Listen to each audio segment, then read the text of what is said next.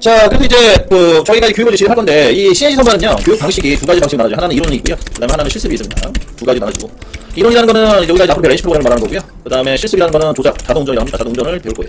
이거는 이제 두 가지. 그러니까 우리가 이제 예전에 여러분들이 겪었던 것 중에 어떤 거랑 비슷하냐면 우리가 이제 자동차 운전면허증을 딸 건데 자동차 면허증을 취득할 때 순서가 있잖아요. 첫 번째 필기 시험 보고 그다음에 이제 실기 시험 봐서 자동차 면허증을 취득하는데 그 방식과 비슷해요. 렌시 프로그램도 필기를 먼저 우선 배워서 합격을 받고 그다음에 실습을 들어가시면 되겠습니다. 그래서 오늘은 이제 NC 프로그램에 대해 공부를 할 건데 먼저 우선 이제 뭐가 이제 문제가 되냐면 여기 오신 분 중에 CNC 선반을 알고 오신 분이 있어요. 대부분 기초적인 지식은 다 있어요. 근데 없는 분들이 있더라고.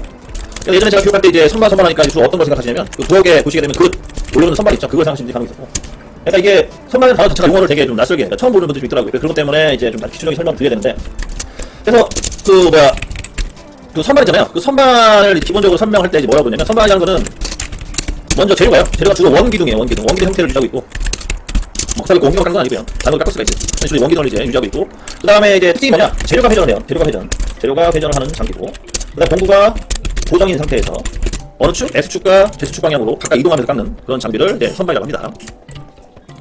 X축과 Z축 각각 따로 이동한다면 각각 이동하면서 결사. 이걸 이제 범용선반이라고 해요. 범용선반. 좀 이따가 뭐 한번 영상 아니면은 다른 방식으로 다시 보여드리는 걸 하고 아예 모르시는 분들 위해서 이 재료가 원기둥 재료를 물려가지고 재료가 회전을 하면서 공구가 이제 왔다리 갔다리 하면서 깎는 거를 이제 범용선반이라고 하고요. 이 범용선반에다가 이제 뭐를 붙여시키냐? 컴퓨터를 붙여시켜요. 컴퓨터를 붙여시켜서 이제 자동 제어가 되는 그러한 기기들을 이제 CNC 선반이라고 해요. CNC 선반. 그래서 범용선반 플러스 범용선반 컴퓨터를 부착한 거를 이제 CNC 선반이라고 보시면 되겠고, 그 다음에 CNC 선반에다가 밀링 그 기능을 추가시킨 거를 뭐라고 부르냐면 터닝센터라고 부르죠. 여러분들이 아마 회사에서 보면 터닝센터 할 거예요. 터닝센터라는 건 이제 밀링 기능 추가된 건데, 그럼 또 여기서 질문 들어가죠. 밀링은 뭡니까? 라고 질문을 하실 게 있는데, 밀링이라는 거는 주로 가공 형태가 육면체, 재료 형태가 육면체를 주로 가공하고요. 특징은 뭐냐? 특징은 반대예요. 뭐가 반대냐? 얘는 재료는 고정이에요. 그 다음에 공구가 회전을 해요. 회전을 하면서 이동합니다. 어느 방향으로? 얘는 총 3개의 축으로 이동합니다. X, Y, Z 축 방향으로. 나중에 축에 대한 것도 설명드릴 거예요.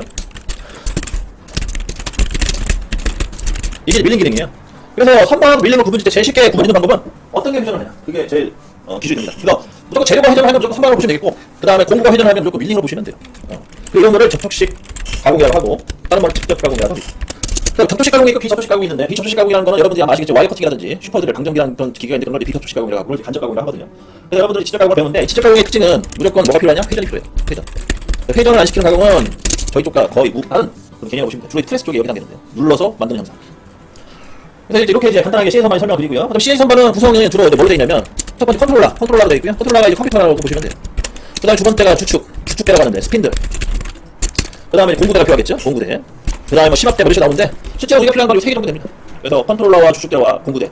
공구대라는 건 말 그대로 X축과 Z축을 말하는 거겠죠? 이렇게 이루어졌다고 보시면 되겠고. 심압대라는 건 뭐 아실 텐데, 센터 가공할 때 쓰는 그런 조작치죠. 근데 CNC 선반 같은 게 어느 경우 있어서 이건 배제하고. 컨트롤러, 주축대와 공구대 총 3개로 구성이 되고요. 그 다음에 여러분들이 이 3가지를 주로 활용하면서 가공, 프로그램 또는 가공하시다고 보시면 되겠어요. 이게 이제 이론적으로 100% 맞는 단어를 구사는 아닌데, 여러분들한테 쉽게 설명하고자 제가 바꾼 거예요. 이해를 해주시고. 그러면 이제 여러분들이 이제 눈으로서 이제 확인을 해야 돼요. 대체 심압대가 뭐고 주축대가 뭐고 그게 있는데, 자, 먼저 교재를 봅시다. 6페이지를 보시고요. 6페이지 보세요. NC 프로그램. CNC 선반 가공 NC 프로그램. CNC 선반 가공 프로그램 머신에 써 있는 교재 6페이지를 보시면 되겠습니다. 자, 먼저 이제 선반의 구성이 나오는데요. 선반에는 이렇게 다양한 부품들이 쭉 나열되어 있어요. 워낙 정밀한 기계고, 자동차 비슷하죠. 여러 가지 부품들을 조합을 해서 만든 거예요. 그래서 이제 제일 중요한 게 이제 심압대나 제일 중요한 게 공구대나 이제 주축대인데, 자, 공구대를 보시게 되면요. 여러분들이 공구대는 두 가지만 알고 계시는데 기본 상식으로. 이제 뭘 알고 계시느냐? 첫 번째는 이 공구대가요. 두 가지 타입이 있어요. 하나는 갱 타입이 있고요. 하나는 터렛 타입이 있어요. 일반적으로 여러분들이 보는 그 CNC 선반에 보는 장비의 공구대 타입은 다 터렛이에요. 터렛 타입. 이 터렛 타입의 특징은 뭐냐면요. 원통형이에요. 구조 자체가. 그래서 이런 원통형 구조에 이렇게 번호가 되어있고요. 여기에 공구를 꽂는 거예요. 설치를 하는 거죠. 그래서 12번까지 기본적으로 설치를 하는 건데, 스탠다드 방식으로 해서. 그렇게 해서 이제 주로 씁니다. 얘는 특징이 뭐냐? 공구대. 터렛 타입의 특징은 뭐냐? 요즘 우리 그 산업사회에서 주로 이제 원하는 게 그 가품종 수량 생산을 주로 많이 하는데, 여기에 최적화된 장비예요. 최적화된 말은 좀 그렇고, 맞다. 주로. 가품종 수량 생산하는 게 뭐냐면요. 디자인을 잘 바꾼다는 뜻이죠. 설계 도면이 자주 바뀌면서 소량으로 생산하는 그런 특히 내경 가공식 또는 복합이라는 거는 아까 얘기했다시피 선반과 밀링을 같이 혼용했을 때, 그때 터렛 타입을 주로 활용합니다. 얘는 다양한 형상의 다양한 가공 공정을 할 수 있는 장비. 단점은 시간이 좀 걸려요. 시간이 좀 소요가 된다. 좀 많이 걸린다. 요게 단점이에요. 뭐 때문에 시간에 이게 좀 소요가 되냐? 우리는 갱타입 때문에 갱타입. 자, 갱타입은요, 주로 이제 범용 선반에서 볼 수 있는데, 범용 선반에 있는 그, 공부대가, 복식공부대라고 하는데, 복식공부대가 주로 갱타입이라고 하거든요. 도저히 7페이지라고 7페이지에 보시게 되면, 왼쪽에 있는 게 타입 공부대고요. 7페이지에 보시게 되면, 그림 1-2, 타입 공부대 및 갱타입 공부대를 보시게 되면, 왼쪽에 있는 게 타입 공부대고, 오른쪽에 있는 게 갱타입이에요. 갱타입은, 뭐, 크기에 따라 다르겠지만, 3개 정도 쏘자, 공부를. 3개 정도 설치. 얘는 타입은 팀은 12개예요. 12개 설치. 그러니까, 공부 개수부터 다르죠. 가공할 수 있는 영역도 넓고, 터렛이. 얘는 갱타입은 좁아요. 몇 개 안 돼, 가공. 그 대신에 얘는 특징이 뭐냐, 얘는 시간이 지났대요. 단순 작업에 적합하고. 이런 특징들이 있어요. 그래서 여러분들 회사에서, 여러분들의 CNC 선반을 가지고 장비를 이제 다뤄야 되는데, 가공해야 되는데, 여러분들이 이제 그 설계팀에서 도면을 볼 거예요. 도면을 딱 봤는데, 제품 형상이 단순하네, 도면이 단순하네. 그리고 이거 몇 개 깎아야 돼 물어봤는데, 이거 많이 깎아야 돼, 많이. 이게 그러면은, 기계를 쓰고, 내가 구매할 때 뭘 사야 되냐? 저 갱타입 공구대를 사셔야 된다. 단순하면서 양이 많. 거기에 적합한 장비가 갱타입에 해당되는 CNC 선반이고, 그 다음에 도면을 봤는데 도면이 막 복잡해요. 예를 들어서 막, 시계에서 막 이렇게, 이런 형상인데. 계속 그런 형상이 가운데 구멍이 거꾸로 4개이고, 그 다음에 여기 구멍, 볼트 사이즈 4개 들어가는, 카운터보아 같은 뭐, 그거 들어가는 이런 형상이야. 플랜 형상이라고 되는 플랜지 이런 형상인데, 이런 거는, 터렛 타입을 보여줘야 돼요. 왜냐면 이런 공정을 하려면, 황사, 외경 황사, 외경 점사, 내경 황사, 내경 점사, 센터들, 드릴, 기타, 여러 가지 작업을 진행해야 되고, 그 다음에, 터렛 같은 경우에는 리딩이 추가되기 때문에 여기서 드릴 작업할 수 있거든요. 공구가 보통 8개, 9개씩 물러나요. 그렇게 복잡한 형상을 갖고 되는 터렛 타입을, 주문해서, 구매를 하셔야 된다. 그게 이제, 여러분들 기본적으로 알아야 될 상식입니다. 그렇게까지 알고 계시면 되겠고. 그 다음에 두 번째 척. 추측되죠. 스핀 드라이브 척. 이 척의 역할은요, 재료를 고정시켜주는 거예요, 재료 고정. 그리고 CNC 선반의 척은요, 또 유압척이라고 해요, 유압척. 왜 유압척이냐? 유압의 힘으로, 유압의 힘으로, 재료를 고정시키기 때문에. 유압이 쉽죠. 척은 재료를 고정할 수 있는 건데, 그 척을 좀 유압의 힘으로 고정하기 때문에 유압척이라고 하고요. 그 다음에 이제 여러분들이 이제 이 척은요, 조라는 걸 또 아셔야 돼요, 조는, 지금 그, 그림에 보시게 되면, 그리고 1-3에 보시게 되면, CNC 선반 척이라고 있는데, 거기에 앞쪽에, 주둥이가 튀어나온 게 있어요. 총 3개로 된 세트가 생기는데, 이 조는 3개가 한 세트예요. 이 조가 실제 재료를 무는 역할을 해주는 거죠. 그러니까 우리 몸으로 따지면 얘는 이해하는데 이빨이고, 그 다음에 척은 우리의 몸으로 따지면 이게 턱이라는 게 턱. 여러분들 이제 신체 그 뼈에 대한 그 명칭을 한번 보시면 아시겠지만 위턱과 아래턱이 있어요. 위턱과 아래턱. 위턱과 아래턱이 힘을 전달해주는 역할을 하고 실제로 재료를 물어주는 역할은 이빨, 조가 해주는 거죠. 그런 개념으로 보시면 돼요. 그래서 이 조까지 해서 하나 이제 그 구성 장치가 이루어지는 구성이 되는 거죠. 그런 구성이 되는 구성. 그러면 이제 여기서 여러분들이 아셔야 할 게 뭐냐? 여러분들은 여기서 척 크기 아시면 척 크기. 내가 몇 밀리짜리 직경을 깎을 거냐? 이 직경 설명이 직경, 파이, 직경. 그래서 우리 회사에 있는 재료가 크다. 그러면 척 크기가 큰 거를 구매하셔야 되고, 우리 회사에 그 깎는 제품의 직경이 작다. 주로 뭐 시계에 들어가는 부품을 깎는다. 시계에 들어가는 부분은요 진짜 작거든요. 그거는 일반 척으로도 안 돼요. 진짜 폴리 척 같은 조그마한 척을 사야 되거든요. 그래서 내가 깎고자 하는 재료가 진짜 작은지 큰지를 파악을 해서 그 척 크기를 기본적으로 결정해 주셔야 됩니다. 주로 척은요 인치를 표시해, 인치. 그래서 이게 6인치냐 뭐 7인치냐 8인치냐 이런 식으로 표현을 합니다. 그래서 여러분들이 이제 그 장비를 판매하는 영업사원과 얘기를 할 때 일면 뿌리지 않으려면 이런 기본적인 내용을 알고 있어야지 덤팅을 안 써요. 그래서 물어볼 때도 좀 이 사람이 내고 있구나 걸 파악할 수 있는 거죠. 그래서 척 크기는 몇 인치, 이 몇 인치를 몇 미리까지 볼 수 있죠? 뭐 그런 식으로 질문을 해줘야지 받는 입장도 또 자세히 설명해 줄 수 있다는 거죠. 그리고 공부대도 마찬가지로 무조건 터렛 공부대만 사는 게 아니고 아까처럼 생산량이 많은 경우에는 갱타입도 한번 고려를 해봐야 된다는 거예요. 그런 것도 참고로 알고 계셔야 된다. 그 다음에 건너뛰고요. 그 다음에 진짜 중요한 게 뭐냐? 여러분들 뭐 내부적인 뭐 이런 구조는 알 필요 없어요. 그런 거 진짜 예를 들어 장비를 개발하는 사람들이 필요한 내용이고, 우리는 그 다음에 필요한 게 컨트롤러가 필요해요. 컨트롤러가 여기는 현재 좀 자세히 표현이 안 되어 있는데요. 내용을 보니까 자, 컨트롤러에 대해 설명을 드리고 쉬었다 하겠습니다. 컨트롤러라는 거는요, 아까 얘기했던 컴퓨터에 대한 개념이고요. 이 컴퓨터를 여러분들이 구매를 하셔야 되는데, 안 나오네. 맛있게 넣고. 이건 뭐 다른 걸로 다시 다른 설명해 드릴게요. 교재상에는 지금 표현이 안 돼 있어서. 자, 컨트롤러에 대해서 공부를 합시다. 마지막으로. 컨트롤러는 우리 이제 몸으로 따지면 머리에 해당돼요. 두뇌. 이 컨트롤러가 좋을수록 가공 속도가 빨라지죠. 왜냐면 이게 연산 처리가 빨라지기 때문에. 이 컨트롤러는 여러분들 기본적으로 뭘 하셔야 되냐? 국내용을 살 거냐? 아니면 외국용을 살 거냐? 외국용이 필요 맞나요? 단어가 생각이 안 나요. 국내용을 살 거냐? 아니면 왜? 국외용이 맞겠네. 단어는 넘어가세요. 단어가 더 생각이 나서. 국내용을 살 거냐? 외국용을 살 거냐 해서 이제 여러분 결정하셔야 되는데, 주로 이제 컨트롤러는, 주로 이제 3대 메이커가 이제 유명 메이커는 주로 어떻게 화납을 많이 쓰고요. 그 다음에 지멘스. 그 다음에 뭐 일본 거로 따지면은, 그 하나 단어가 생각이 안 나네. 미스토리라는 장비도 있고요. 그 다음에 하나가 또 있는데, 넘어가요. 기억이 안 나니까. 그 다음에 이제 또 국내용은 뭐가 있냐? 국내용에서는 주로 쓰는 게 두산에 개발한, 비전 380이라는 그런 버전이 있어요. 지금 뭘 쓰는지 모르겠는데. 그리고 그 외에 기타 이제 중견 또는 중소기업들이 개발한 컨트롤러가 있습니다. 마닥이라고 있었구나. 마닥이라는 단어 생각이 나서. 제가 들어본 것만 지금 얘기해 드린 거예요. 그래서, 이 국내용은 비전 380을 주로 많이 쓰는데, 근데 뭐, 다른 회사 개발하는 게 있겠죠. 그리고 국외용은 뭐, 하나, 지멘스 맞아. 그 다음에 뭐, 많아요. 셀프시라는 그런 것들이 있겠죠. 많은데, 여러분들이 여기서 고민을 하게 된다. 어떤 고민을 하냐? 영업사원이 이제 막 꼬셔요. 만약에 두산이 방송에 영업사원이 왔어. 어떻게 보시냐면, 자, 컨트롤러는 뭐가 있습니다. 예전에는 독일 거라는 일본 걸 선호했죠. 참고로, 산악이라서 맞아는 일본 거를 집에서 놓은 거예요. 그래서, 뭐, 일본 거나 독일 게 좋습니다. 그걸로 이제 많이 했습니다. 한국 거는 흥이 떨어져서 안 썼어요. 라고 처음에 얘기를 하다가, 요즘 와서는 저희 나라 기술력이 많이 발전해가지고 우리나라보다 똑같이 성공을 한다. 그리고 제일 중요한 거 외국 거보다 우리가 500만 싸요. 왜냐면 이게 옵션 개념이에요. 정찰 구매하는 거다. 지금 정찰도 박스가 있고 그 다음에 옵션 추가에 성능이 좋아지는 딱 시선방도 당연히 옵션 관련 옵션 바꿔주는 게 좋아지고 500만 원이 쌉니다. 이런 거 말하면 우리 사람들이 마음 흔들리거든요. 500만 원이 싸. 성능 똑같아? 그래서 국내용을 많이 구매하죠. 이제부터 넘어가죠.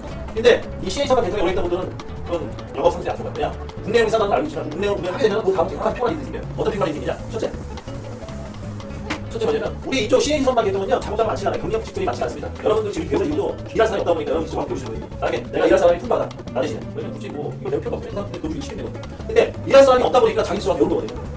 근데 문제는 이 소수 일하는 사람들 중에도 이 파악을 하죠. 어떤 파악을 하느냐? 하나는 환합 계열, 하나는 마작 계열, 그다음에 하나는 뭐 비전 석갈 계열 아니고 이 소수의 인원 중에도 또 제일 많죠. 그나마 환합이 이게 그 CA 선박을 처음 만든 회사가 장비고 개발. 일본 개발했으니까 미국에 정확히 기억 안 난다. 그냥 주로 이걸 회만 회사는 편하게 하는데 이 회사에서 워낙 전문적으로 오래 하다 보니까 여기에 기술 배우시는 분이 워낙 많아요. 그러다 보니까 이걸 안 쓴다는 건 좀 계열을. 근데 그 와중에 이런 걸 추가해서 개발해 주는 거죠. 이거 끝나고 그냥 쉽게요. 그래서 이제 그 사람들이 여기에 대해서 비율이 높아요. 근데 내가 비교 380을 구매했어요. 근데 처음에는 알다시피 기계를 사면은 회사에 비율 10이다 무료로. 그래서 작업자 가가지고 무료로 기계를 다 받고 그 기계를 들었다는 거죠. 근데 웃긴 거는 이쪽 계열 있지만 이중 정도 이지. 왜 그러냐면 이 기술자끼리 서로 정보 교육을 하는데 거기 그 중에 이제 뭐 사장님이 누군 놈이 좀 꼬셔요. 다 말아. 이게 막 보인다. 그런 게 아예 꼬임에 넘어가서 이직이 높다는 거예요. 그래서 이제 이직을 하게 되면은 그 자리가 뻥 비어있을 거 아니에요. 일할 사람 없어질 거 아니에요. 그러면 이 경력적으로 사람을 뽑아야 되는데 그럼 비자 380 사람을 뽑아야 되는데 이 사람 찾기 너무 힘들다는 거예요. 그래서 뭐 몇 달을 보면 저는 화학계열 달아봤지 이게 안 달아봤어. 그 말을 뽑아야 돼. 뭐는 달아봤고 뭐안 돼. 뭐는 드시고. 그래서 이제 나중에 사람 뽑기 너무 불편한 거죠. 사실 이게 공통적인 맥락으로는 똑같은 작업방법인데 약간 달라요. 프로그램이 약간 다르고 세팅한 것도 이게 달라요. 그런 게 너무 부담스러운 장점이 있다. 그러다 보니까 이제 그냥 안 달라고 하는 거죠. 그래서 사람 뽑기 힘들어서 나중에 그거 사장님 씨와 배워야 돼. 저 뽑기 시험을 가질 수 있냐고 물어본 적이 있었어요. 근데 그런 일들이 발생하는 거죠. 이게 나중에 시죠. 기계를 구매하고 이용하게 되는 그래서 잘 그것 때문에 얘기하는 거예요. 장비는 비싸더라도 주로 사용하는 장비를 구매를 하셔요. 그래서 저는 화학계열을 사라고 추천하는데 화학은 대부분 많이 쓰거든요. 그래서 그거를 다루는 기술자분들이 꽤 많아요. 그래서 내가 나중에 사후 관리를 잘 하려면 장비는 비싸더라도 주로 많이 사용하는 장비를 구매하셔야 된다까지 하고 설명을 말씀드리겠습니다. 자, 전시간 이제 이어서요. 컨트롤러는 그래서 국내용도 좋은데 웬만하면 이제 주로 사용하는 컨트롤러를 선택을 해서 조립을 하셔서 구매하시기 좋다. 이렇게 해서 이제 대략 그 CN 선반에 갈 때는 간단한 그런 기본적인 설명 드렸고요. 그다음에 이제 CN 선반에 대해서 한번 입체적으로 한번 보도록 하죠. 자, 이거는 잠깐만. 자, 먼저 시뮬레이션이 나온 이유에 대해 설명드릴게요. 이거는 이제 컴퓨터상에서 CN 선반 실습을 할 수 있는 그런 시뮬레이션인데요. 이게 나온 이유는 뭐냐면 알다시피 이 CN 선반이라는 장비 고가입니다. 고가. 한 대당 5천만 원 이상 되는데요. 근데 여러분도 10명을 동시에 교육시키려면 장비 10대가 있어야 되는데 10대를 구매한다면 대략 한 5억 정도 듭니다. 근데 이런 소규모 학원 같은 데서는 5억을 투자해서 장비를 구매할 수 없거든요. 왜 구매 못하냐면 그만큼 투자 대비 뽑을 수가 없어요. 수입을. 그래서 이제 장비는 한 대 정도만 대부분 사요. 일반적으로 학원 같은 데는 교육도 마찬가지고 일반 어떤 뭐 기관이 마찬가지 장비는 있어봐야 1대 정도. 근데 한 군데 갔다가 30명 된 학생들 다 교육을 못 시켜요. 사실은 힘들죠. 그래서 그 한 명 실습할 때 되면 나머지 뭐 29명은 손가락 빨고 있어야 되니까 그런 게 너무 안타까워서 개발자가 이제 컴퓨터상의 가상의 CNC 선반을 만든 겁니다. 그래서 거의 3D 개념이고요. 지금 여기 보시게 되면은 왼쪽에 보시게 되면 이제 CNC 선반이 있는데 이 CNC 선반이 다 다를 거예요. 지금 보니까 뭐 각자 다 다르게 잡힐게요. 자, 얘를 마우스 왼쪽 버튼을 한번 클릭해 보시고 마우스 휠을 돌려보세요. 그러면 이게 확 출소가 될 거예요. 그리고 마우스 휠을 누른 상태에서 움직여 보면 이게 회전하는 모습이 이렇게. 그러면 CNC 선반이 현재 안에 들어가 있는 거예요. 가상의 CNC 선반을 이제 내가 이제 조작이 가능한 거죠. 이렇게. 자, 한번 해보세요. 그 다음에 이제 화면 회전을 먹었으면요, 화면 이동을 시켜야 될 거예요. 화면 이동 어떻게 시키냐면, 여기 보세요, 여기. 여기 보세요, 약간. 여기 저 마우스 포인트 보세요. 저 마우스 손 모양의 그 손 모양을 누르신 다음에, 그 마우스 왼쪽 버튼을 누른 상태에서 움직이면 화면 이동입니다, 화면 이동. 자, 마우스 왼쪽 버튼이에요. 왼쪽 버튼 누른 상태에서 돌리면 화면 이동. 그 다음 마우스 휠을 누른 상태에서 움직이면 화면 회전. 그 다음 마우스 휠을 앞뒤로 돌리면 확대, 축소. 이렇게. 되셨죠? 그리고 저 장비는요, 어디서 바꾸냐면, 장비 여기 지금 글자 보이세요? 왼쪽에? 왼쪽 글자 쭉 나야 되는 거? 모델이라서 해서 머신 모델 써 있고. 글자를 쭉 나야 돼 있죠. 이게 제품 명들인데, 이걸 클릭하시면 바뀌어요, 기기가. 이렇게. 이거 클릭해 보시면. 한번 해보세요. 자기들 회사에 있는 기기가 있을 겁니다. 여기가 어느 정도 다 있거든요, 회사들. 장비면은. 참고로 저희 교육원에 있는 건 린스 220이에요. 요거죠. 아, 요 밑에 거, 중간. 요게 저희 현재 교육원에 있는 장비고. 두산 거죠. 이렇게 선택해 주시고요. 다 됐으면 화면 조절, 여기 보세요. 얘를 누르면 화면이 정확하게 이제 반듯하게 잡히죠. 정면과 상으로. 얘를 누르면 반듯하게 잡힌 거고요. 그 다음에 다시 화면을 조절할 수 있게. 자, 안 되시는 분들은 손 들고 저한테 좀 질문해 주시면 제가 잡아드릴게요. 뭐 이 정도는 뭐 할 수 있겠죠. 게임 정도 하시면 3D 게임 정도 하시면 이거는 뭐 잠깐만요, 가게 할게요. 자, 지금 보니까 이게 없다 하시는 분이 있는데 그러면 이거 어떻게 못 바꿉니까? 라고 이해하시면 바꿀 수 있어요. 뭘 바꿀 수 있냐면 컨트롤러하고 이게 솔직히 컨트롤러가 중요하거든요. 컨트롤러랑 바꿔볼 건데 컨트롤러 어떻게 바꾸냐면 오른쪽 하단에 보면 아이콘이 있어요. 여기 보시죠, 여기 오른쪽 하단에 거기 눌러보시게 되면요 컨트롤러 그 회사명 시리즈가 쭉 나와요. 주로 회사에서 보시게 되면 아마 두산 게 많을 거고요. 그다음에 현대 위약도 많거든요. 현대 위약도 어디냐면 여기 있습니다. 밑에서 쭉 올라오다 보면 WIA라고 써있는 위아라고 써있는 요거를 누르시면 이게 현대 위약도 바뀌어요. 컨트롤러. 사실 얘가 중요한 건 아니고 여기 중요한 건 얘가 중요한 거 컨트롤러. 이거를 뭘로 맞춰주냐가 중요한 거. 그래서 저는 초반에 현대 위약거로 진행하다가 후반부에는 두산 거를 바꿔요. 왜냐면 우리가 두산 거기 때문에 두산 거에 맞춰서 실습을 해야 돼서. 여러분들은 위약거로 바꿔주고요. 위아가 눌러보시면 밑에서 쭉 보시게 되면 아마 위아가 2개짜리가 있는 분도 있을 거고 그 다음에 하나짜리가 있는 분이 있는데 2개 다 한번씩 클릭해 보시고요. 글자가 좀 깨끗하게 잘 나오는 걸로 바꿔주세요. 글자가 안 나오는 그 컨트롤러 화면이 있기 때문에 그걸 선택해 주시면 돼요. 자, 여러분들 CNC 선반에 오신 걸 환영합니다. 자, 가상의 CNC 선반 작업을 진행해보도록 하겠습니다. 자, 먼저 전화를 켜야겠죠? 자, 전화는요, 여기 보시게 되면 밑에, 위에 상단에 ON이라는 버튼이 있어. ON 버튼 눌러주세요. 그럼 전화가 켜집니다. 여러분들 CNC 선반 작업을 해보신 분들은 아시겠지만 똑같이 느낌은 최신 버전입니다. 디지털 화면. 옛날 거는 우리끼리 하거든요. 화면이. 일단 최신 거고요. 그 다음에 두 번째는 뭐예요? 비상경기 해제해야겠죠? 비상경기 해제해주시고 오른쪽 하단에 버튼 눌러주시면 됩니다. 그 다음 현대 기계 장비를 봐보신 분은 아시겠지만 현대 기계 스탠바이라는 준비 버튼 눌러주시죠. 스탠바이 어디냐 여기 있어요. 자 보세요 여기 스탠바이 보이시죠? 비상경기 해제 여기입니다. 여기. 눌러셨나요? 그 다음 스탠바이 여기 있습니다. 그 다음 스탠바이 눌러주셔야 돼요. 스탠바이 눌러주시고 스탠바이 클릭. 그 다음 그 왼쪽에 제로 리턴 있죠? 기계 먼저 볼게 해야겠죠? 기계 먼저 보기 눌러주시고 자 안되면 얘기하세요. 초반에 이거 되게 중요한데 이거 여기 가보세요 이제. 그럼 이제 아예 내부 구조 좀 볼까요 우리? 내부 구조. 현재 문이 닫혀져 있죠? 문을 열어볼 거예요. 자 문은 어떻게 하냐면요. 여기 가보세요. 저기 왼쪽 출발 보이시죠? 왼쪽 출발 중에 밑에 세 번째 거 눌러주시면 문이 열려요. 자 문이 열리면 알람이 뜨죠? 알람 뜨는 이유 다 아실 거예요. 요즘은 이게 법적으로 안전 장치가 무조건 돼 있어야 돼. 그래서 문 열리면 기계가 작동 안 해요. 문을 무조건 닫아놓고 작업해야 됩니다. 자 문을 열어놓고 한번 안에 구조를 볼게요. 자 먼저 척을 봅시다. 척. 아까 제가 책으로 설명했는데 자 여기 보이는 흰색 원통 형상의 척이에요. 유압척. 그리고 얘는 인치로 그 크기를 따진다고 했어요. 그냥 이건 6인치 정도 될 것 같은데. 그 다음에 여기 안쪽에 있는 요 회색 요 3개짜리 매트 이게 조예요. 조가 3개가 한 세트로 해서 재료를 물어주는 거죠. 선반 같은 경우에는 주로 원기둥을 설치하죠. 원기둥 재료가 현재 설치되어 있는 거예요. 얘가 이제 회전을 먹을 거예요. 회전 먹는 걸 보여드리는 걸 하고. 여기까지 이제 척, 주축, 스핀들에 대한 설명 끝내놓고요. 그 다음에 반대쪽 토익 공부대. 자, 토익 공부대라고 계속 보이고.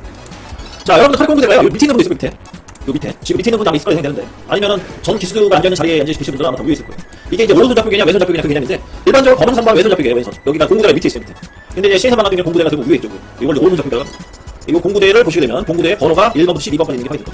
근데 저는 1번부터 8번밖에 없는데라고 하시는 분 있을 거예요. 자, 그런 분들을 위해서 한번 이 설정을 한번 해보도록 할게요. 설정은 어떻게 하냐면요. 여기 왼쪽 출발보세요. 왼쪽 출발 보시게 되면 공구랑, 그러니까 망치랑 벤치가 아니라 망치랑 스패너가 있는 게 있을 겁니다. 파라미터 설정이 써 있는데 그거 눌러주시고 그거 누르시게 되면요. CNC 오퍼레이션, 두 번째 칸에는 CNC 오퍼레이션 들어가시면 돼요.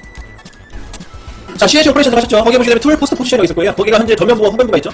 후면부로 하셔야지 일반적으로 여러분들이 보신 CNC 선반 그 털공구 위치로 가요. 전면부로 가려면 왼손 잡히게요. 반대쪽 방향 뒤집힙니다. 볼까요? 뒤집히는지?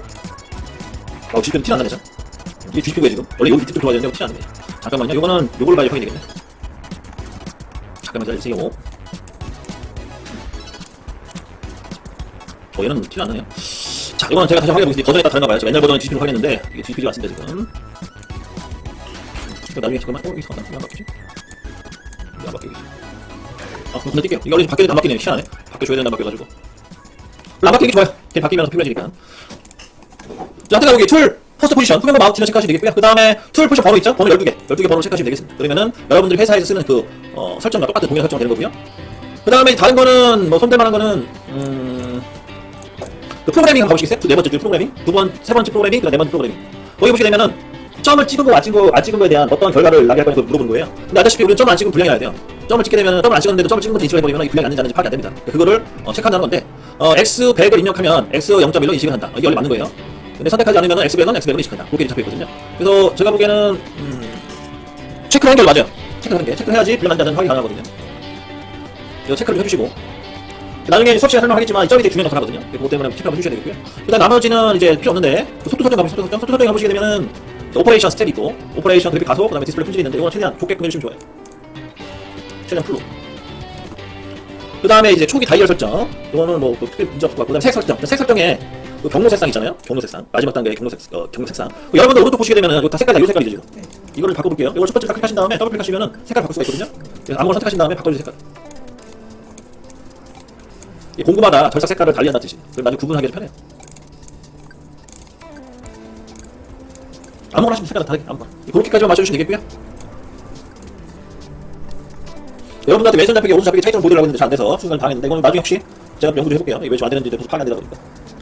자, 이런 식으로 해서 이제 기본적인 세팅이 다 끝났고요. 다 됐으면은 이제 문 닫아주세요. 문짝 닫아주시고. 그 문짝을 닫게 되면은 아무것도 안 보이잖아요. 그래서 이거를 없앨 거예요. 문짝을 닫아둔 상태에서 커버를 제거할 겁니다. 커버 제거는 어떻게 하냐면, 여기 한번 보시겠어요? 이거 문짝을 닫아주세요. 닫아준 상태에서 하는 거는 열어면 안 됩니다. 알람이 안 뜨게끔. 그 상태 여기 보시면 컴퓨터 그림, 컴퓨터 그림. 여기 보세요, 여기. 컴퓨터 그림. 얘를 눌러주시면 화면이 사라져요. 이렇게. 이거 눌러주시면 됩니다. 그러면 화면이 깨끗하게 사라지죠? 그 상태에서 화면 조정해주시고. 자, 스핀들 한번 돌려볼게요. 스핀들 한번 돌려보도록 하겠습니다. 자, 스핀들 어떻게 돌릴 거냐면, 잠깐 이제 보시게 되면, NDI라는 버튼을 찾아요, NDI. 자, NDI가 어디냐면요, 세 번째 줄에 오른쪽에서 하나, 둘, 셋, 네 번째 있어요. 하나, 둘, 셋, 넷, 네 번째 NDI. 그 다음에 프로그램, PROG 버튼이라고 하는 PROG 버튼 여기 있습니다, 여기. 자, NDI, PROG 버튼. 그 다음에 여기 보시면 NDI가 써있죠, 화면 밑에 NDI. 얘는 터치 스크린 아니에요. 자, 다시 한번 말씀, 터치스크린이라는 거 찍으면 이게 잡혀있잖아요. 얘는 터치 스크린이 아니고 밑에 흰색 버튼 누르시면 돼요. 흰색 버튼 누르면 NDI 잡히죠? 자, PROG 프로그램, NDI. 이런 식으로 화면을 뒤집을 수가 있어요. 여기 글자가 작아서 안 보이실 거예요. 잘 보셔야 됩니다. 놓치시면 저도 이제 더 당황해가지고. NDI 누르시게 되면은요, 여기 이제 프로그램 입력할 수가 있는데, 여기다가 이제 뭘 입력할 거냐. G. 여기다 오른쪽 G, 영문자 G. 그냥 97. 자, G97. 자, 왼쪽에 있는 데 보실 겁니다. 여기 아래쪽에. G97, S. S 여기 있습니다. S. 1000. 1000. M03 넣어주시면 돼요. M03.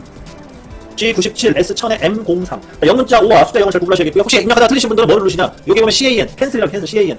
CAN 보이시죠? 얘를 누르시면 이게 없어져요. 자, 다시 한번 할게요. 자, CAN 누른 다음에 싹 지운 다음에 G97, G97, S는 1000, M03. 그 다음에 EOB라고 보이죠? EOB? 영문으로 EOB? EOB 눌러주세요. 저기 중간중에 이제 EOB.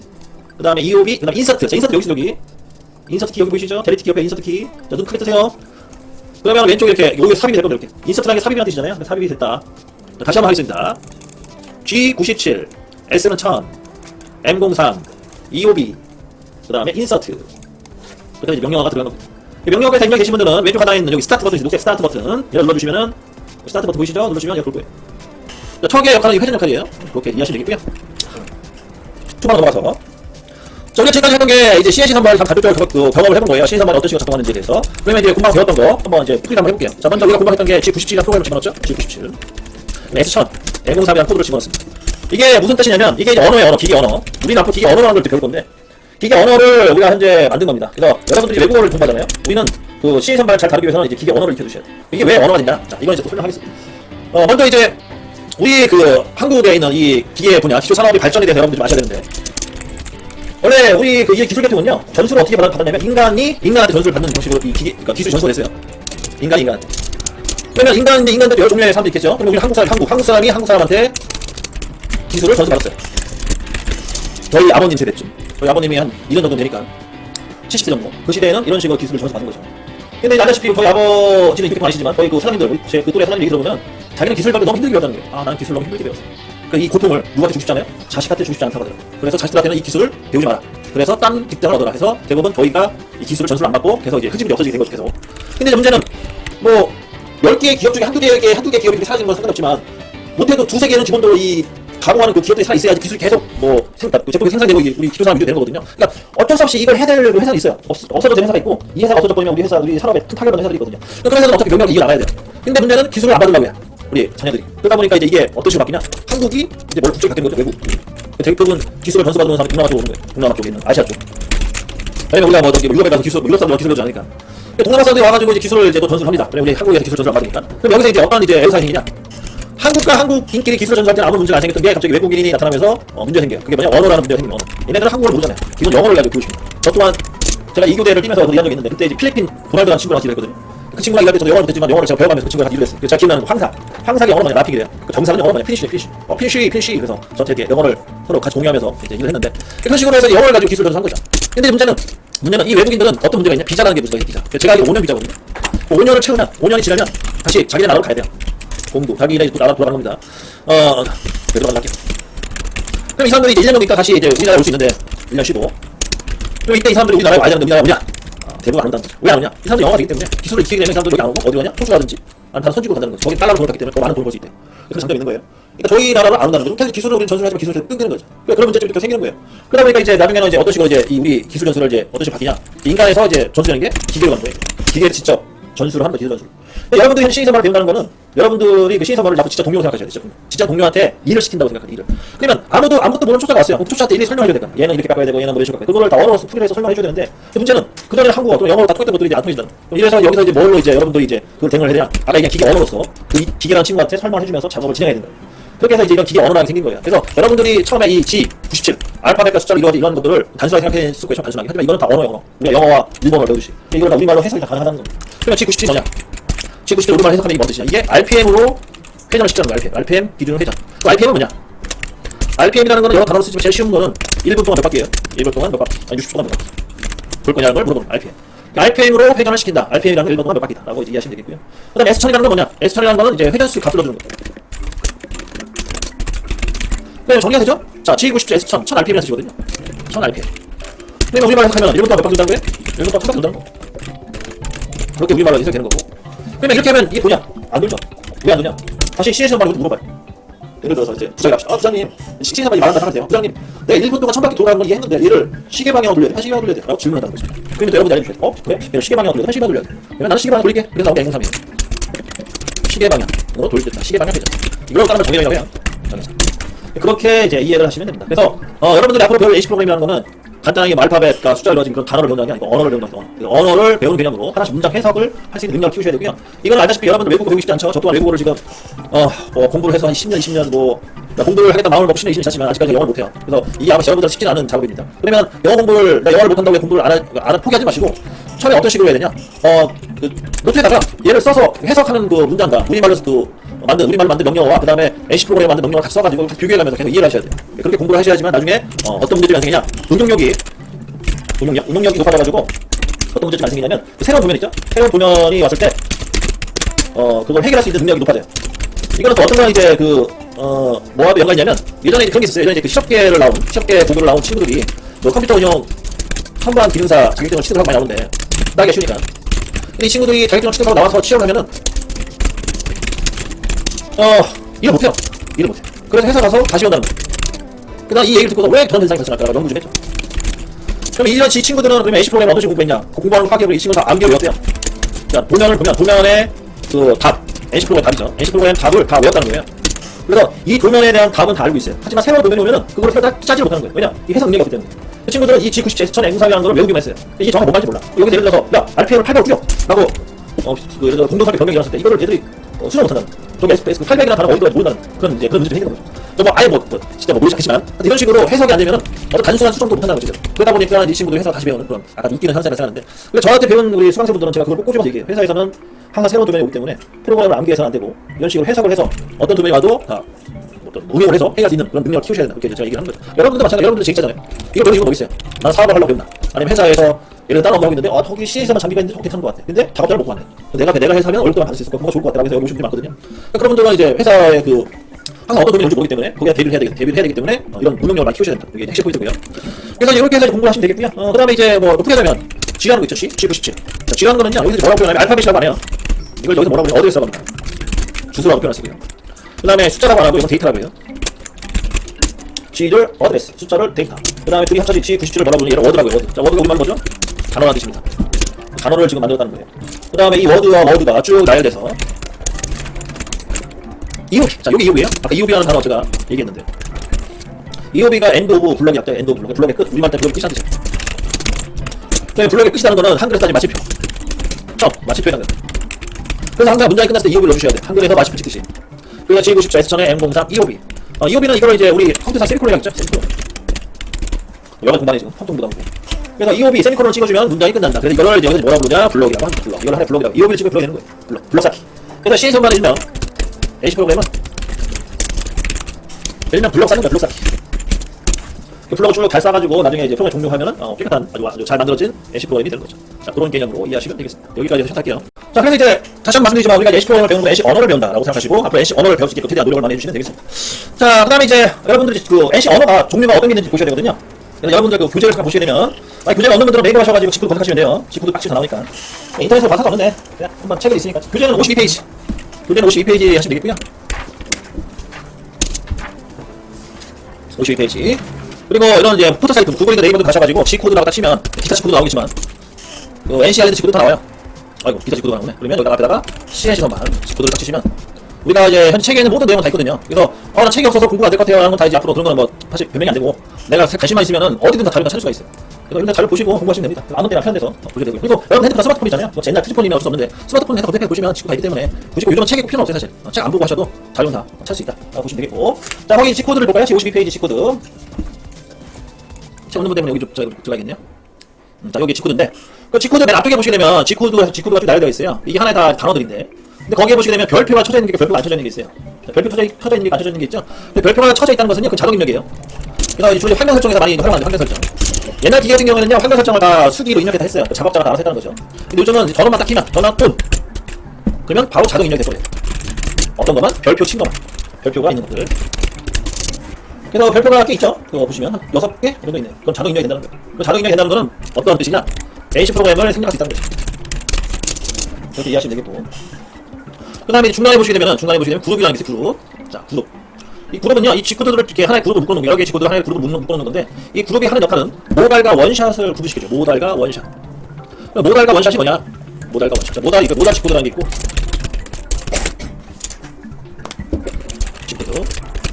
원샷 G코드라는 게 있어요.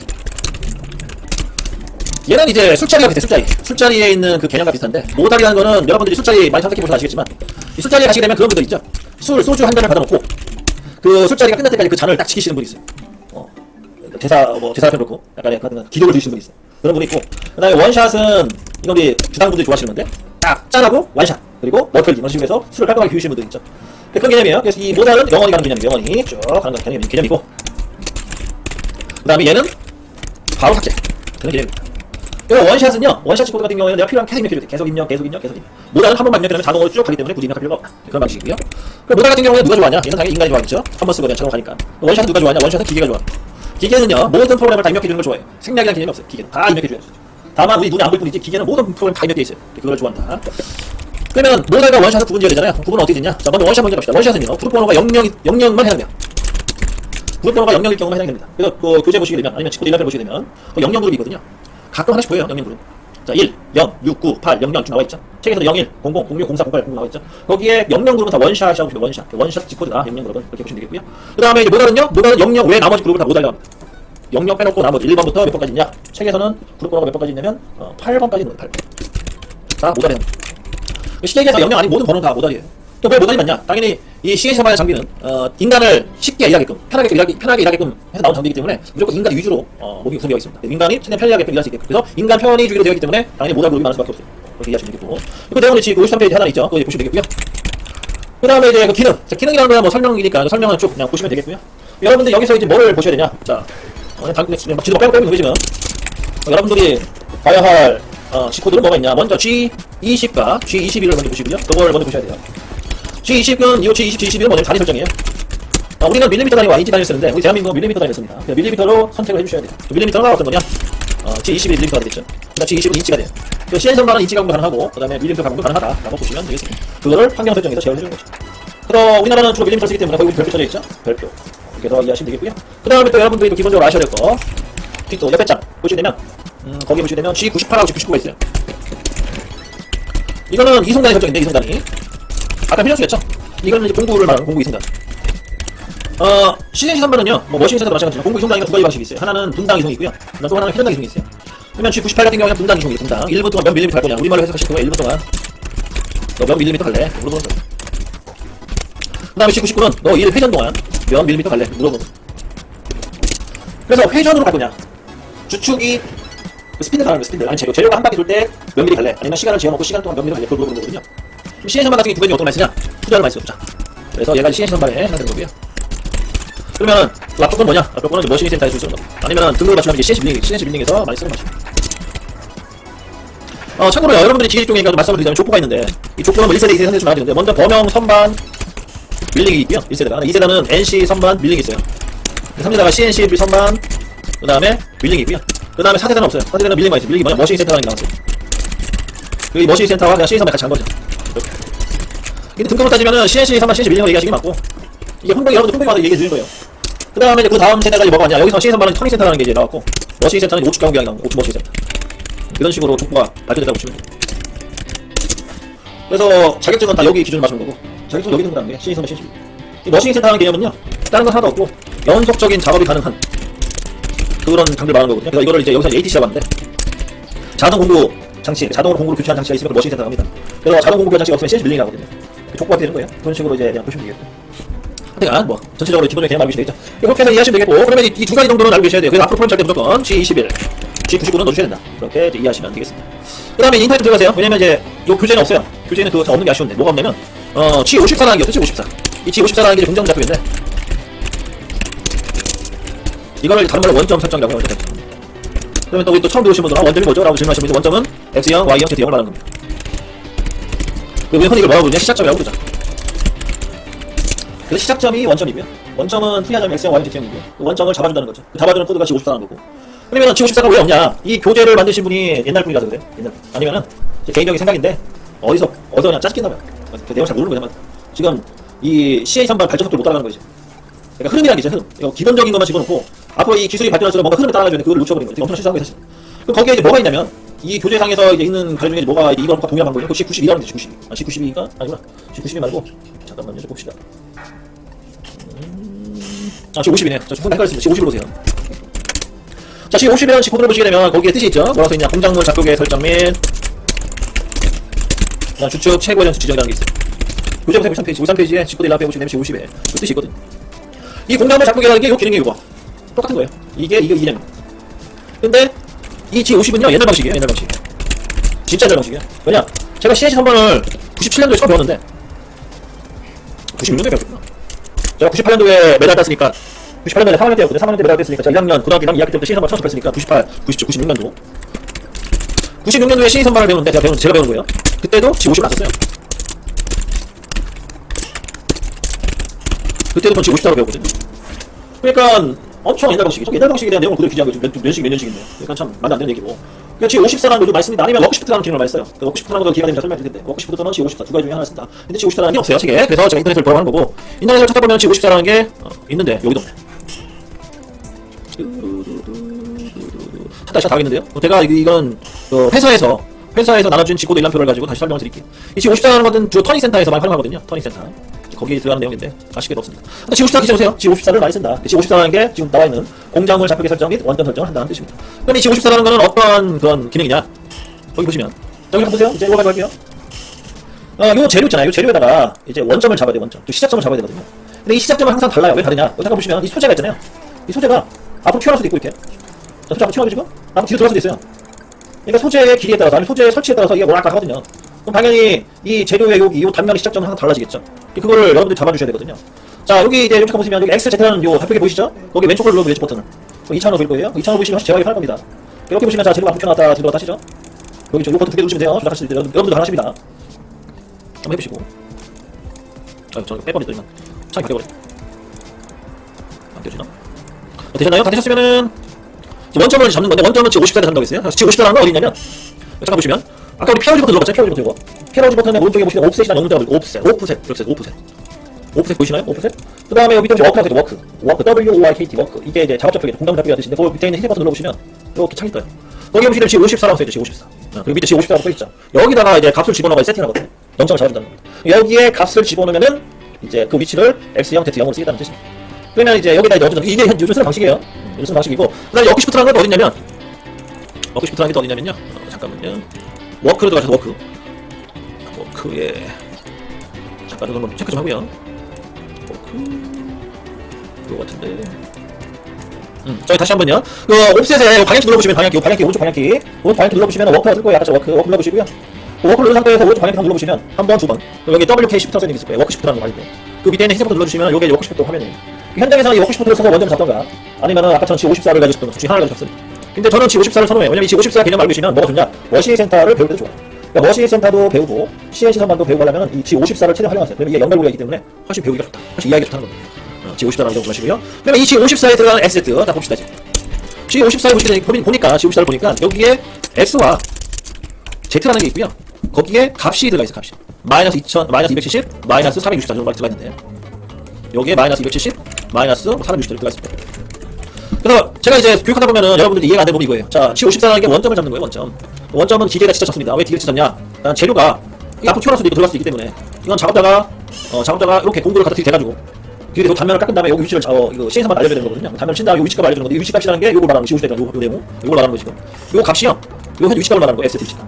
그러면 이 X와 Z랑 이 숫자는 뭘 의미하는 거냐? 이거를 궁금해하시는 분들이 있어요. 이거 어디서 나온 숫자예요? 질문하는 경우가 있는데 이제 이걸 이해하시려면 뭘 배우냐? 좌표의 개념을 알아서 좌표. 참고로 CNC 선반은 좌표가 총 3가지가 있어요. 하나는 기계 좌표, 두 번째 절대 좌표, 세 번째 상대 좌표라는 게 있어요. 요 기계에서 봅시다. 기계에서 이제 시뮬레이터 보시게 되면 여기 이제 POS라고 하면 POS. 자, POS를 보시게 되면 여기 밑에 올이라고 써있는 올이랑 전부를 뜻하는 전부 들어가시면 돼요. 전부. 원래는 영문인데 대부분 한글을 지어야 되잖아요. 여러분들 영어에 너무 알레르기 있는 분 있잖아요. 저도 영어 잘 못하지만 저는 영어 잘 못해 사실. 여러분들도 뭐 영어 잘하시는 분도 있겠죠. 영어 잘 못한다고 여러분들이 알레르기를 막 이렇게 영어 나올 보면 그러니까 너무 영어 나올 때 어떻게 하지 마시고요. 여기서 뭐만 파악하시려면 그 앞글자 R, A 그 다음에 A라고 써있는 거 있잖아요. 총 3개의 좌표, D라고 써있는 게 있고 앞글자만 딸게요. R, A, M, D. 먼저 우리가 처음에 배웠던 기계좌표죠. 기계좌표라는 거는 이게 총 4개의 좌표 중에 어디 하는 게 M이라는 게 M. 머신이 약하죠. M. 그래서 M이라는 게 이제 X, Z 기계좌표가 되는 거고 그 다음에 이제 R로 시작하는 거 있죠. R로 시작하는 거고 요거는 이제 상대좌표를 말하는 건데 R이 이 R은 상대좌표는 뭘로 구분시킬 수 있냐면 요 좌표를 보시면 돼요. 좌표. 이 좌표 뭐가 써있죠? R은 U랑 W로 써있죠. 자, 그래서 상대좌표 같은 경우에는 U, W로 표기를 해요. 그래서 여러분들이 이제 기계를 딱 맡아드렸을 때 어씨 영문에 짠하게 막 이제 헷갈릴 수가 있거든요. 그러면은 그때 여러분들이 당하지 마시고 뭘로 파악을 하냐? UW 보시면 UW 이거 상대좌표야 라고 딱 이해하시면 이게 제일 이해가 빨라요. 그리고 일반적으로 기계는 한글로 표기되어 있어요. 여기 이거 걱정하지 마시고 UW라는 것만 딱 이해하시면. 그러니까 지금 제가 여러분들 수준을 나쁜 게 아니라 제 수준 이런 수준이 아니고요. 그러니까 너무 그런 뭐 언어가 다르다고 해서 너무 이렇게 이걸 다 이렇게 뭐 너무 어이하지 마시고 쉬운 방법으로 이해하세요. 쉬운 방법. UW라는 건 상대좌표다. 그래서 그 옆에 A로 시작하는 거 있죠? A로 시작. 거기는 X 써져 있죠. 이게 절대좌표예요. 기계좌표도 X를 써요. 하지만 기계좌표는 확실히 구분을 시킬 수가 있어요. 왜냐 M으로 시작하는 그러니까 머신이라는 단어는 좀 익숙하잖아요 사실. 근데 저는 상대적 절대표 단어는 사실 좀 어려워요 발음하기가. 사실 찾아봤는데 발음하기 어려워가지고 그냥 줄여서 ABS, REB 이렇게 REB 맞나요? REL 이렇게 읽었거든요. 그러니까 여러분들 그런 식으로 이해를 하세요. 편하게. 그 다음에 D로 시작하는 게 D 로 시작하는 이거는 뭐냐? 이건 거리값이에요. 거리값. 거리값이니까 이건 무시하셔도 돼요. 남은 거리값. 그래서 다시 정리하자면 UW는 상대좌표, 그다음 오른쪽에 있는 XZ는 절대좌표, 그다음 밑에 있는 요거는 기계좌표, 그다음에 나머지는 남은 거리값. 이거는 일반적으로 CS 선발을 하면 다 이런 구조예요. 하면 똑같아요. 그러니까 여러분들도 그렇게 이해를 하시면 되겠고. 그럼 여기 이제 기계좌표에 대해서 설명 좀 할게요. 기계좌표. 자, 기계좌표라는 건요 뭐냐? 제조회사에서 처음 장비를 만들 때 좌표계 설정이라는 거예요. 좌표계 설정. 좌표계 설정이라는 거는 뭐냐? CA 선반 내부에다가 줄자를 만드는 거예요. 자를 만드는 자.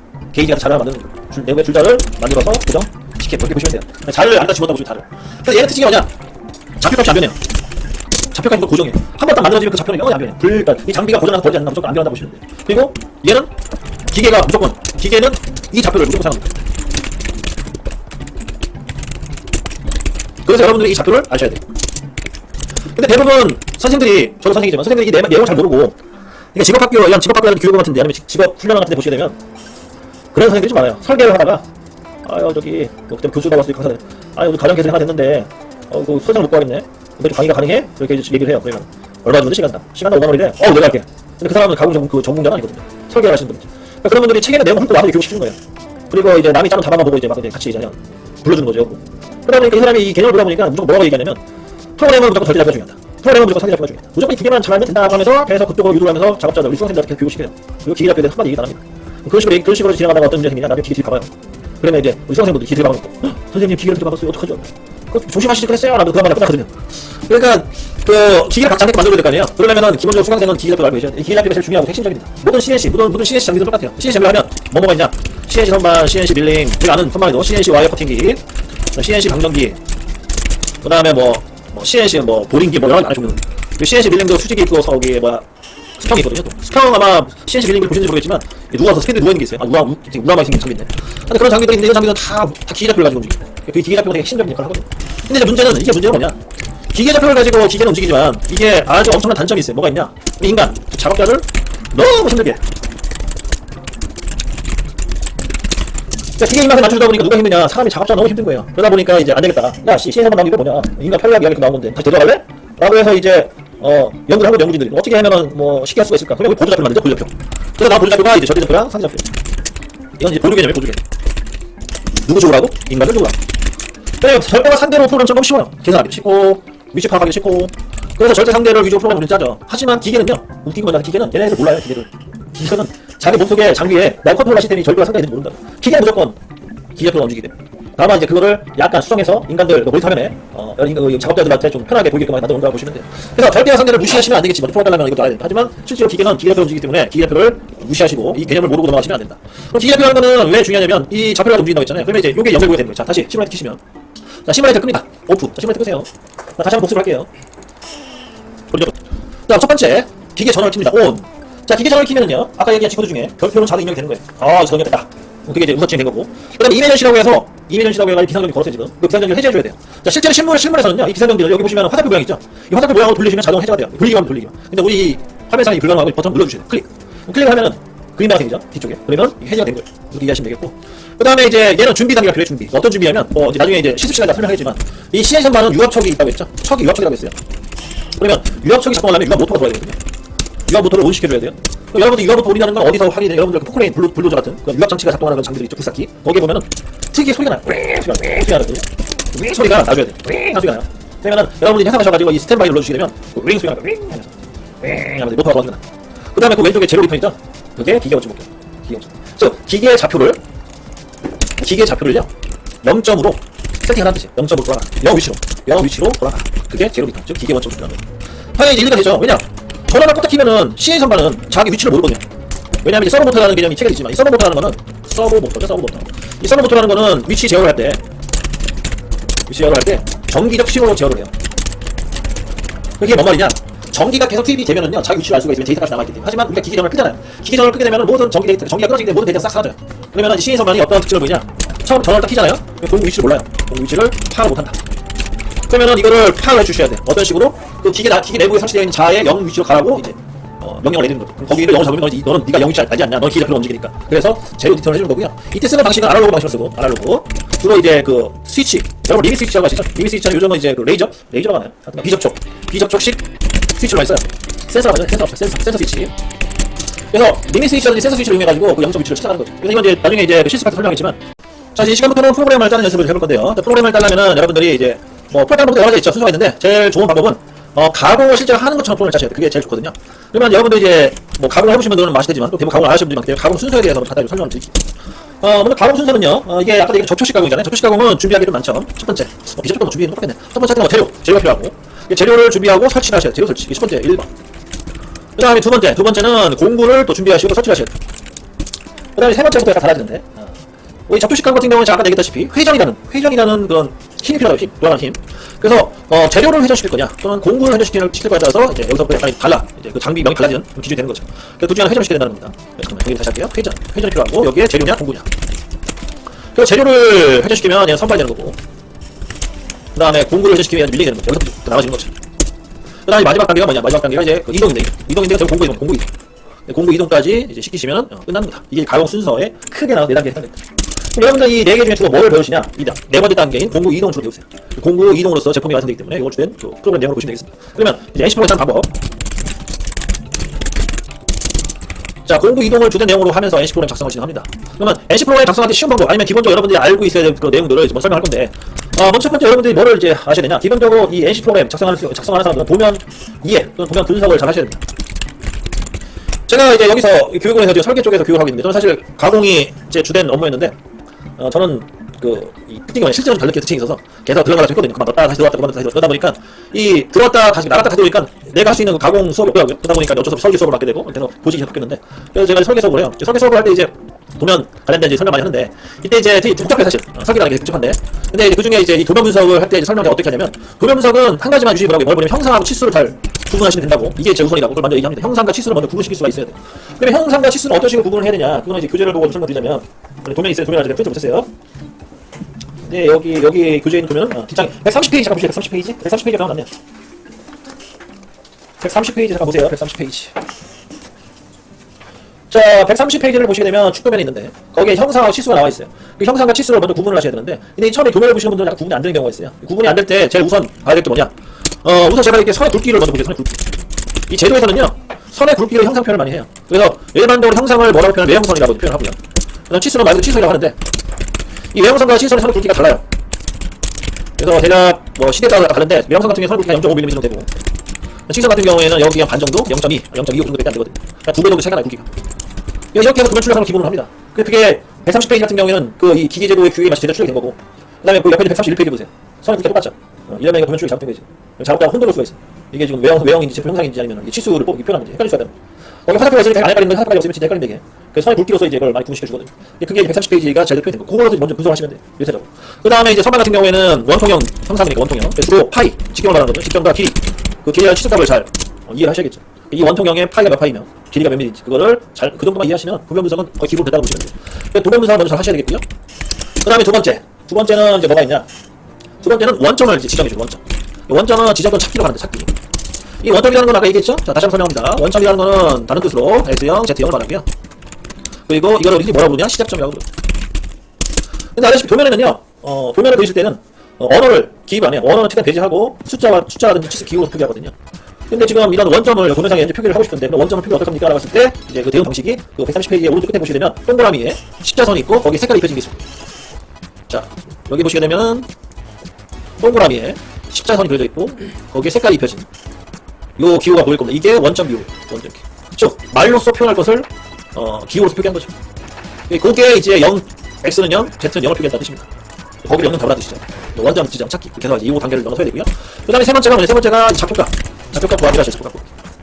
내가 이동을 할 건데 어떤 좌표로 좌표로 이동할 거냐 그걸 이제 여러분들이 해주셔야 되는데 여기서는 이제 뭐가 필요하냐? 여기서는 이제 절대 좌표와 상대 좌표가 필요합니다. 절대와 상대 이거를 여러분들이 이해를 하셔야 되는데 그러면 또 질문 들어와야겠죠. 선생님 저는 절대와 상대를 모르겠습니다 라고 이제 얘기하시는 분이 있겠죠. 이 절대와 상대는요 기계에 있어서 아주 기초가 돼요. 기초. 그리고 여러분들이 이거 언제 배웠냐면 초등학교 때 산수 시간에 배웠어요.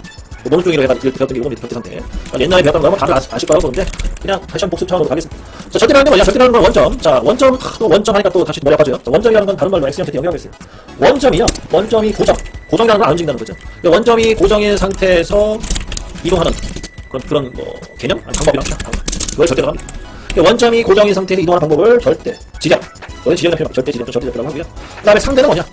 상대라는 건 반대가 되겠죠? 원점이요. 원점이 이동을 합니다. 원점이 이동을 한다.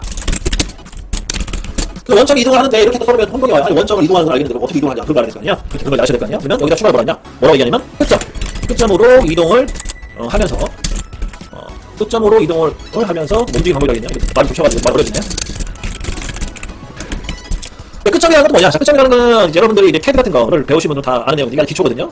뭐 말이냐면 이 캐드 도면을 그리실 때요. 직선이라는 선을 그려보는데 이 캐드에서 이제 어떤 개념 특징점이라는 게 특징점이라는 게 있는데 이 특징점이라는 거는 모든 이 선에는 고유의 점들이 있다는 거예요. 고유의 점. 특이한 점들. 예를 들어서 선은 대략 수평선이 있고요. 수직선이 있고 대각선이 있어요. 긴 선이 있고 짧은 선이 있는데 이런 구조되어 있거든요.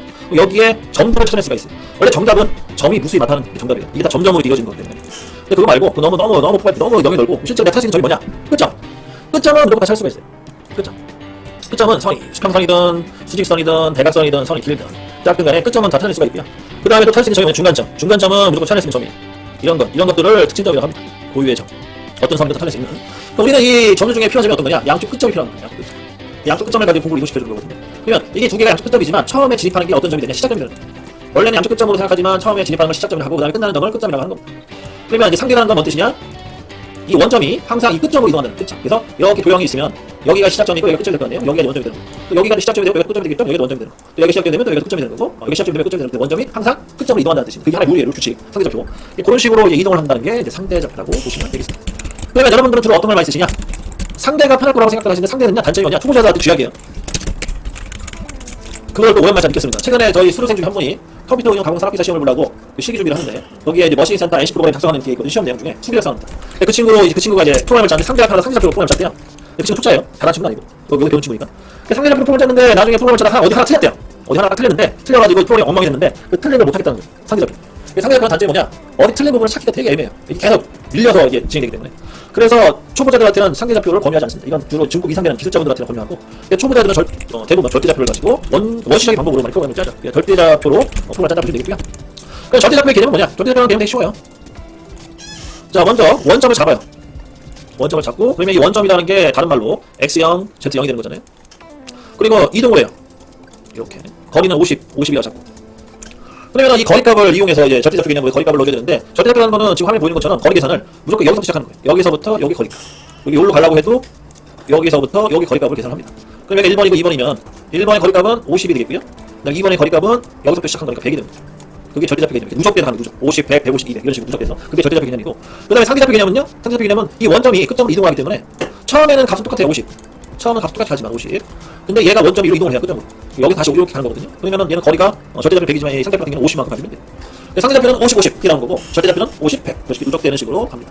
그리고 대부분 도면을 보시면 보면 상대좌표 표기되어 있어요. 도면을 보세요. 도면 보시게 되면 상대좌표로 그 거리값만 딱딱딱 지시되어 있거든요. 이런 걸 보고서 이제 초보자들은 상대좌표 편하겠구나. 그렇게 생각하고 상대좌표로 표현을 짠다는 거예요. 근데 그게 쥐약이다. 잘못 먹으면 이제 바로 이제 불려나는 거예요. 절대좌표로 해야지만 약간 계산은 하겠지만 그게 훨씬 분량 찾기 훨씬 수월합니다.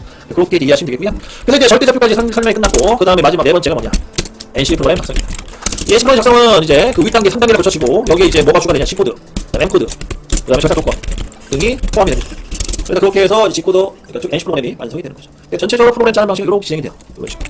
여러분들이 요 틀에 맞춰서 프로그램을 작성하시면 되겠습니다. 그러면 여러분들이 맨날 이렇게 계속 짜야 되냐? 그건 아니고요. 여러분들이 이제 어느 정도 경력식으로 업그레이드가 되면 회사에 계신 분들은 프로그램을 어떻게 짜시냐? 도면을 보자마자 어떻게 해요? 바로 NC 프로그램을 짜겠죠. 이게 경력직 특징. 시간은 돈이다. 맨날 강조하는 그런 내용들이죠. 근데 이걸 초보자들한테 적용시키면 초보자들은 하는 말이 뭐냐? 저는 아무것도 몰라요. 뭐 예를 들어서 뭐 아버지가 있었잖아요. 아버지가 알려주는데 하나도 모르겠어요. 뭐 이런 하나도 모르겠어요. 뭐 빨리빨리 짜라고 하는데. 그게 왜 그러냐면 이렇게 한 단계 순서가 있는데 순서별로 가야 돼. 여러 가지 내용도 있는데 다 무시하고 결과만 딱딱 설명하니 당연히 작업자 입장에서는 혼란이 오고 헷갈릴 수밖에 없다는 겁니다. 그래서 이런 식으로 해서 이제 교육 진행이라고 보시면 되겠고 다시 한번 합시다. 첫 번째로. 자, 여러분들 진행하셔야 돼요. 가공 순서, 재료 설치, 공구 설치, 회전, 공구 이동. 이 공구 이동이 주된 프로그램이라고 있으니까 주로 프로그램을 작성하는 거죠. 그럼 NC 프로 작성하려면 또 뭘 알아야 되냐? 도면 분석 할 줄 아셔야겠고, 도면 분석은 형상과 치수를 구분할 줄 아셔야 된다. 이 정도는 기본으로 가셔야 되고. 두 번째, 원점을 찾아야 된다. 만약에 원점이 없을 경우에는 지정해 주셔야 돼요. 여러분들 직접 지정해 주셔야 돼요. 있을 경우에 찾아서 쓰시면 돼요. 원점이 뭐예요? 라고 질문하시면 안 되겠죠. 원점이라는 거는 X점, Z점이라는 뜻이고, 우리 흔히 그걸 시작점이라고 얘기한다. 그 다음에 세 번째, 좌표값을 구해야 돼요. 좌표값은 거리값, 즉 직경과 길이값을 구하셔야 되고요. 그 구하는 방법 두 가지 방식이 있다고 했죠. 하나는 절대 지정 방식, 또 하나는 상대 지정 방식이 있다고 했습니다. 초보자는 저 절대 지정 방식을 쓴다라고 보시면 되겠고, 근데 마지막으로 NC 프로에 작성하는 NC 프로그램 C코드와 N코드, 그다음 전자 조건들이 들어가는데, 이거는 그저 52페이지에 있다고 했습니다. 52페이지를 수시로 보시고 공부를 하시면 되겠고요. 그리고 뭐 책이 없어서 못해요, 이제 뭐 배운 거 까먹었어요, 그런 건 저한테 용납이 안 되고, 책이 없으면은 스마트폰으로 찾아서 보시고, 내용을 배운 거 까먹었으면은 제가 올린 영상을 보고 공부하시면 됩니다. 그래서 공부할 수 있는 조건을 다 열어놨기 때문에 뭐 때문에 안 돼요, 뭐 때문에 안 되는 건 저도 안 통하고, 항상 이제 매번 치고 빡빡 치고 나갈 텐데 따라와 주셔야 돼요. 그래서 항상 매번 공부를 하기 힘드시겠지만 기본적으로 일주일에 한두 번 정도 영상을 보고 중요한 것들은 복습을 좀 해고 오셔야지 그 다음에 지도 나갈 때 문제가 안 생겨요. 그래서 저번에도 똑같은 방식으로 진행했는데 후반에 많이 힘들어하시는 학생분들, 수강생분들 있더라고요. 그분은 대부분 공부를 복습 안 하시니까 하는 건데 그건 뭐 어쩔 수 없고, 제가 시작자분들 같은 경우에는 그 잔소리를 많이 하는데 제자분들은 잔소리 안 해요. 제자분들은 말 그대로 대학교를 다닌다고 보시면 되겠고, 본인이 열정이 있어 오신 거니까 스스로 근면하게 공부를 하셔야겠죠. 누가 먹어도 밥을 떠먹이듯이 공부를 할 수 없는 조건이고, 그러니까 우리 제자분들은 또 그나마 다행인 게 여러분들은 이게 돈이라는 거로 연관이 쳐요. 그러니까 우리 직장인들이 이 공부를 할 때 주된 자기개발 할 때 주된 그 요소가 뭐냐면 돈과 연관이냐, 그걸 많이 따지거든요. 근데 이 기술계통은 돈과 연관이 돼요. 그래서 배워놓으면 돈이 되는 거고, 못 배우면 포기하면 그럼 자기 그거죠. 자기 그 능력이죠. 그래서 그거를 잘 판단하셔서 열심히 공부하시기 바랍니다. 이렇게까지 설명드리고요. 자, 이렇게 해서 이론적인 부분은 거의 다 설명이 끝냈습니다. 그래서 이제 저가 떠들 시간은 이제 여기까지 될 것 같고, 나머지 5부터는 이제 반만이 되겠네요. 제가 좀 설명하면 여러분들 거기 따라와서 이제 그 공부를 해주시면 돼요. 자, 그러면 시간이 14분 정도 남았는데요. 하나만 짚고 넘어갈게요. 자, 이제 NC 프로그램을 작성할 건데요. 먼저 이 순서는 아까 재료 설치 여러 가지가 있는데, 이 NC 프로그램은 첫 번째가 제일 중요한 게 프로그램 번호를 지우는 프로그램 번호. 여기 사무직에 계신 분도 있으시죠? 사무직에서 서류 관리하실 때 제일 중요하게 여기는 게 이제 그 서류 번호거든요. 서류 번호를 좀 매겨가지고 그래서 관리를 하잖아요. 마찬가지 NC 프로그램도 이 NC 프로그램이 NC 프로그램이 한 개만 존재한다면 프로그램이 필요가 없는데, NC 프로그램도 엄청 많거든요. 수시가 생겨요. 그래서 프로그램마다 번호를 내기죠.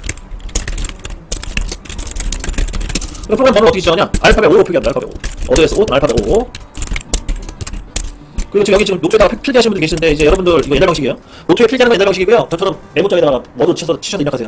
왜냐면 나중에 프로그램 짜고 다 워드 이렇게 입력해가지고 이걸 가지고 프로그램 시뮬레이션 가고 이렇게 할 거고요. 그 다음에 실제로 저 기계상에서도 수기를 입력하는 거 너무 시간이 오래 걸리기 때문에 메모장에다가 입력한 걸 불러다가 깎을 거거든요. 그래서 메모장 같은 거 띄워놓고 거기다가 이걸 다 적을 수는 없지만 필요한 것들은 다 이제 메모장에다가 입력을 하세요. 알파벳 5를 입력해 보시고, 이 컴퓨터 세대가 아니신 분들은 이제 여기부터 약간 혼란이 오는데, 특히 우리 어머님들도 마찬가지고요. 우리 아버님도 마찬가지지만, 예전에 저희 어머님이 올해 연세가 67세인데 예전에 386 컴퓨터 배우다 변하신 적이 있어요. 학원에서. 그때만 해도 5.2인치 디스크 집어넣고 막 공부를 하셨다고 하는데, 우리 부모님 세대 같이 약간 연세가 있으신 분들이 컴퓨터가 익숙지가 않아요. 그래서 약간 문제점이 생기는데, 어떤 문제가 생기냐? 이 알파벳 5와 숫자 0이 구분이 안 가요. 알파벳 5와 숫자 0이 구분이 안 갑니다. 그래서 얘는 주의할 점이 뭐냐? 글꼴을 도듬체로 좀 바꿔주세요. 글꼴 여기 바꾸죠? 서시 글꼴. 글꼴을 가셔가지고 도듬체로 좀 바꿔주세요.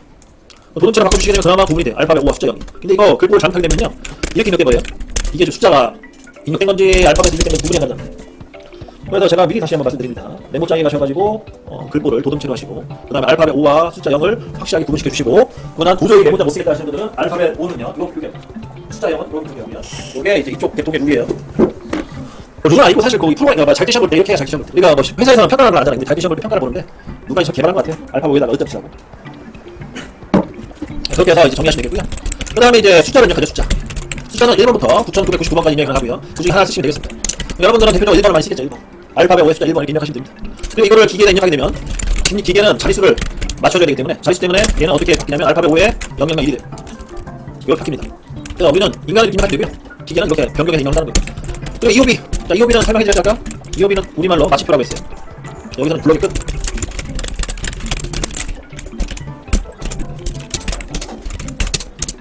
이렇게 이제 정리를 하시면 되겠죠. 그래서 이런 식으로 해서 프로그램마다 번호를 먼저 집어넣어줘야 돼요. 알파벳 5에 숫자 4자리 중에 하나, 또는 숫자 4자리에 맞춰서 넣어주시면 되겠네요. 이렇게 하시면 되겠고요. 그 다음에 이제 또 있어요. 뭐가 있냐? 이렇게까지만 해도 이제 작업자한테 불편해요. 다시 한번 말씀드리지만 CNC 선반은 인간이 편하게 일하게끔 하기 위해 나온 장비이기 때문에, 인간이, 그러니까 뭐 작업자가 하다가 불편한 건 다 있어요. 그거를 해결할 수 있는 그런 기능들이. 그러면 이제 작업자들이 이제 프로그램 번호를 쭉 날려다가 짜면서 느꼈던 게 뭐냐? 이게 한 하루도 지난 거는 찾을 수 있겠는데, 한 달 지나고 6개월 지나고 1년 지나고 못 찾겠다는 거예요. 번호로는 도저히 못 찾겠다는 거예요. 번호 같다는 건 기억이 안 난다는 거예요. 그래서 여기다가 정보를 더 표기하고 싶다는 거예요. 정보는 어떻게 표기하냐? 주소라는 거야, 주소. 주소라는 거는 우리는 그러니까 쉽게 이해하려면 뭐야? 이해하시면 설명을 달아주는데, 이 주소는 어떤 방식으로 달아주냐? 양가로를 쳐줘요. 양 가로를 쳐주면 주소로 입력이 되는 거예요. 그리고 주의할 점은 아까처럼 비전사 방법처럼 국내 용어는 한글 지원이 돼서 여기다 한글로 입력하면 되거든요. 예를 들어서 2019년 6월 1일 1교시 A 뭐 이렇게 해서 뭐 아니면 몇번 프로그램 이렇게 하면 되거든요. 근데 저희 학교에 있는 그 컨트롤러는 화나가 일본 거예요. 일본 거는 한글지가 안 되겠죠. 일본 애들 자체가 한글을 별로 안 좋아하니까. 그래서 영문 아니면 숫자로 표기해요. 영문 아니면 숫자. 영문 아니면 숫자. 그 영문이랑 숫자는 어떤 식으로 표기하냐? 이거는 뭐 그 회사의 도면을 보신 분들은 아시겠지만 회사의 도면 번호가 있어요. 도면 번호가 있습니다. 그 도면 번호를 입력해 주시면 돼요. 예를 들어서 도면 번호가 A, 뭐 11012 뭐 이렇게 되는 도면 번호다. 이 도면 번호를 먼저 집어넣고 그 다음에 2번 부품이다. 2번 넣어주시고 그 다음에 2번 부품에 뭐 왼쪽 오른쪽 아니면 뭐 R 아니면 L 왼쪽 방향이다. 왼쪽으로 깎는다. 그 다음에 뭐 A, B, C도 나와가지고 A를 항상 B는 정상 뭐 이런 식으로 해서 내가 하나의 그 규칙을 만들어 놓는 거죠. 첫 번째 프로그램 번호, 그 다음에 부품 번호, 그 다음에 가공 방향, 그 다음에 황사기냐 정사기냐 홈이냐 나사냐 그런 식으로 해서 이렇게 알파벳 표기하시고 그 나중에 뭐 번호까지 해서 뭐 간단한 번호를 입력해가지고 마무리 시키는 거죠. 그리고 뭐 작업자 이름을 원하면 뭐 이니셜 딱 달아주시면 되겠고 그러면 이제 설명이 되는 거죠. 그런 식으로 해서 프로그램을 작성합니다. 여러분들이 이제 신입선반 우리 경력직들 또는 경력직 상황 신입선반에 모의센터를 보시게 되면 거기 프로그램에 이런 식의 다양한 그런 주소들이 많이 달려있을 거예요. 그 요즘은 이제 캠이라는 소프트웨어를 활용하는 캠. 이 캠의 에이지 데이터를 보게 되면 이런 식으로 쭉 떠요. 자세하게 뜹니다. 영문으로 해가지고. 그렇게 설명이 달린다고 보시면 되겠고. 여기는 어디까지만 해주시면 되냐? 알파벳 5에 숫자 4자리 맞춰주시고 가로 열고 오늘 날짜 0602 다시 A 이런 식으로만 입력해 주시면 되겠어요. EOB 같은 경우에는요. 얘는 이렇게 하셔도 상관없고 이렇게 입력해도 상관없고요. 아니면 반대로 얘를 이렇게 입력해도 상관이 없습니다. 그리고 또 제가 이렇게 하세요 하니까 또 이게 고정관념이 생겨가지고 이렇게 하시는데 이렇게 할 필요 없고 이렇게 하셔도 상관없어요. 이 주소라는 건요 특징이 뭐냐? 주소는 특징이 있어요. 뭐 특징이 있냐? 주소는요 CNC 선반이 이 내용을 몰라요. 그러니까 자기 머릿속에 이 주소가 쭉 들어가 있지만 얘는 이거를 없는 걸로 생각해. 없는 거. 없다.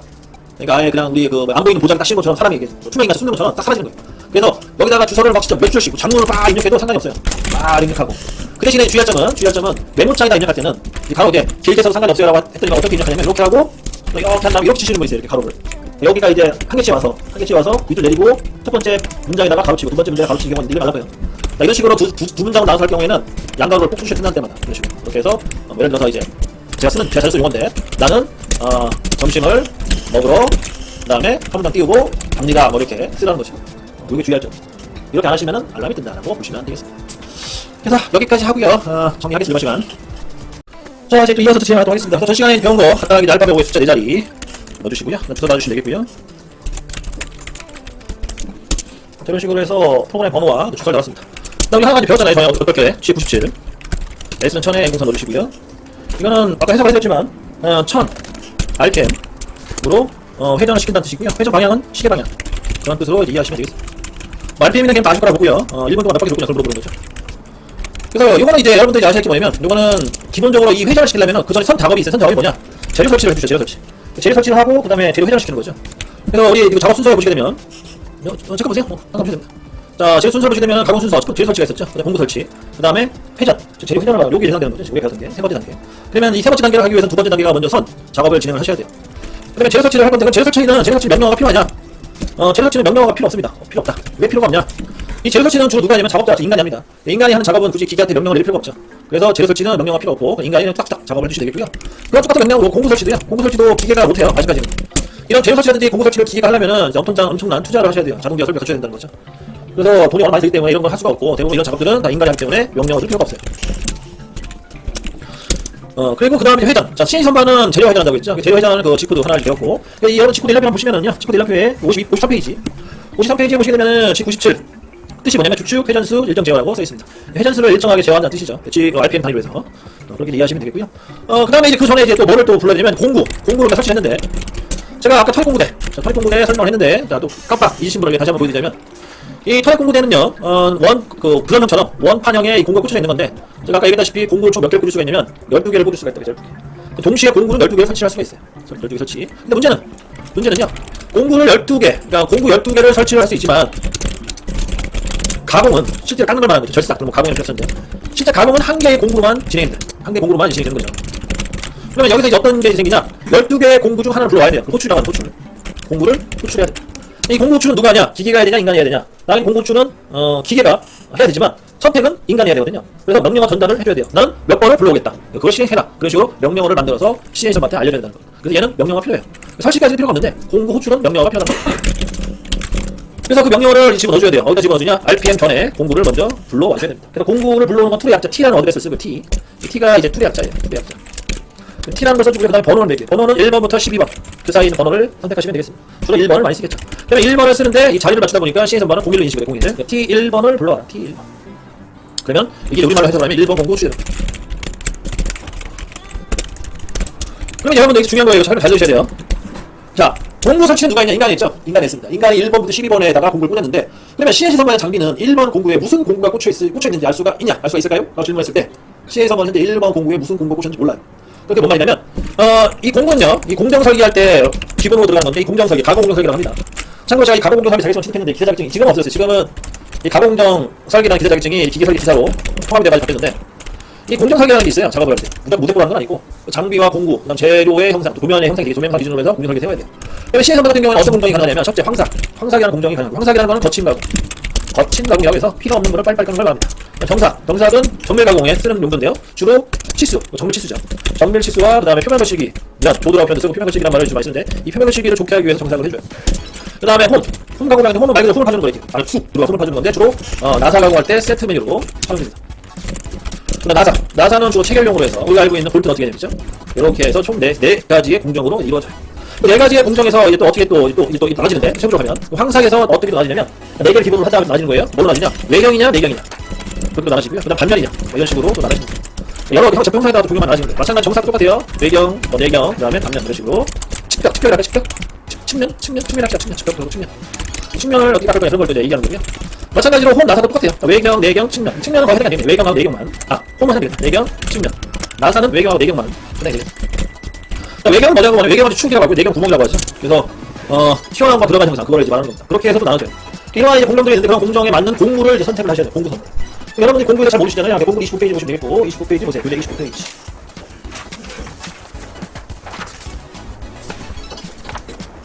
이 29페이지를 보시면 되겠습니다. 29페이지를 보시게 되면 거기에 축이 있는데, 그 제품 형상에 따라, 도면에 있는 그 도형 형상에 따라서 다양한 공구들이 필요하다고 이제 표기하는 거죠.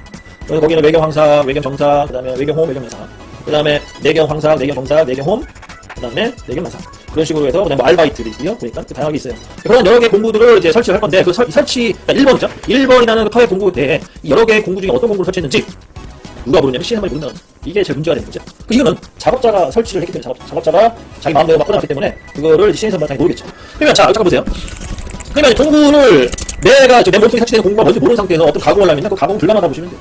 그러니까 인간이 직접 가공을 하면 내가 어떤 공구를 꽂았기 때문에, 내가 꽂은 공구가 어떤 건지 알기 때문에 상관없지만, 나는 꽂기만 하고 실제 다른 사람이 작업을 할 때 이 안에 공구가 뭔지 모르면은 이 실제로 이 작업을 지시받은 그 당사자는 되게 난처하다는 거예요. 가공이 불가능하다는 거죠. 그래서 공구를 호출한 다음에 그 다음에 뭘 해야 되냐?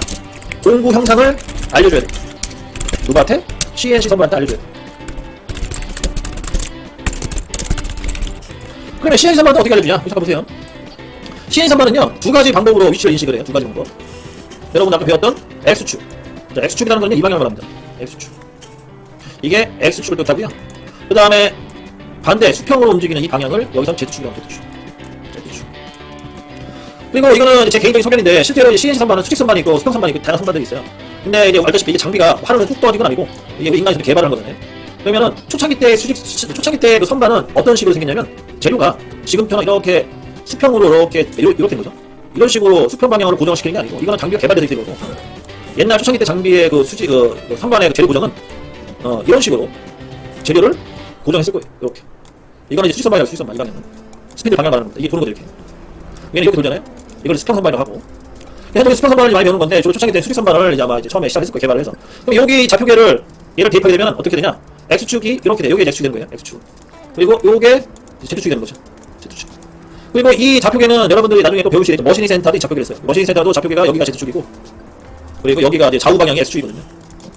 똑같은 맥락이에요. 여기서는 이제 밀링과 선반의 축이 동일하게 돼요. 근데 그러다가 이제 CNC 선반이 발전이 돼서 수직으로 고정하는 것보다 수평으로 고정하는 게 더 효율적이다, 더 좋다 해가지고 얘가 좌표계를 튼 거예요.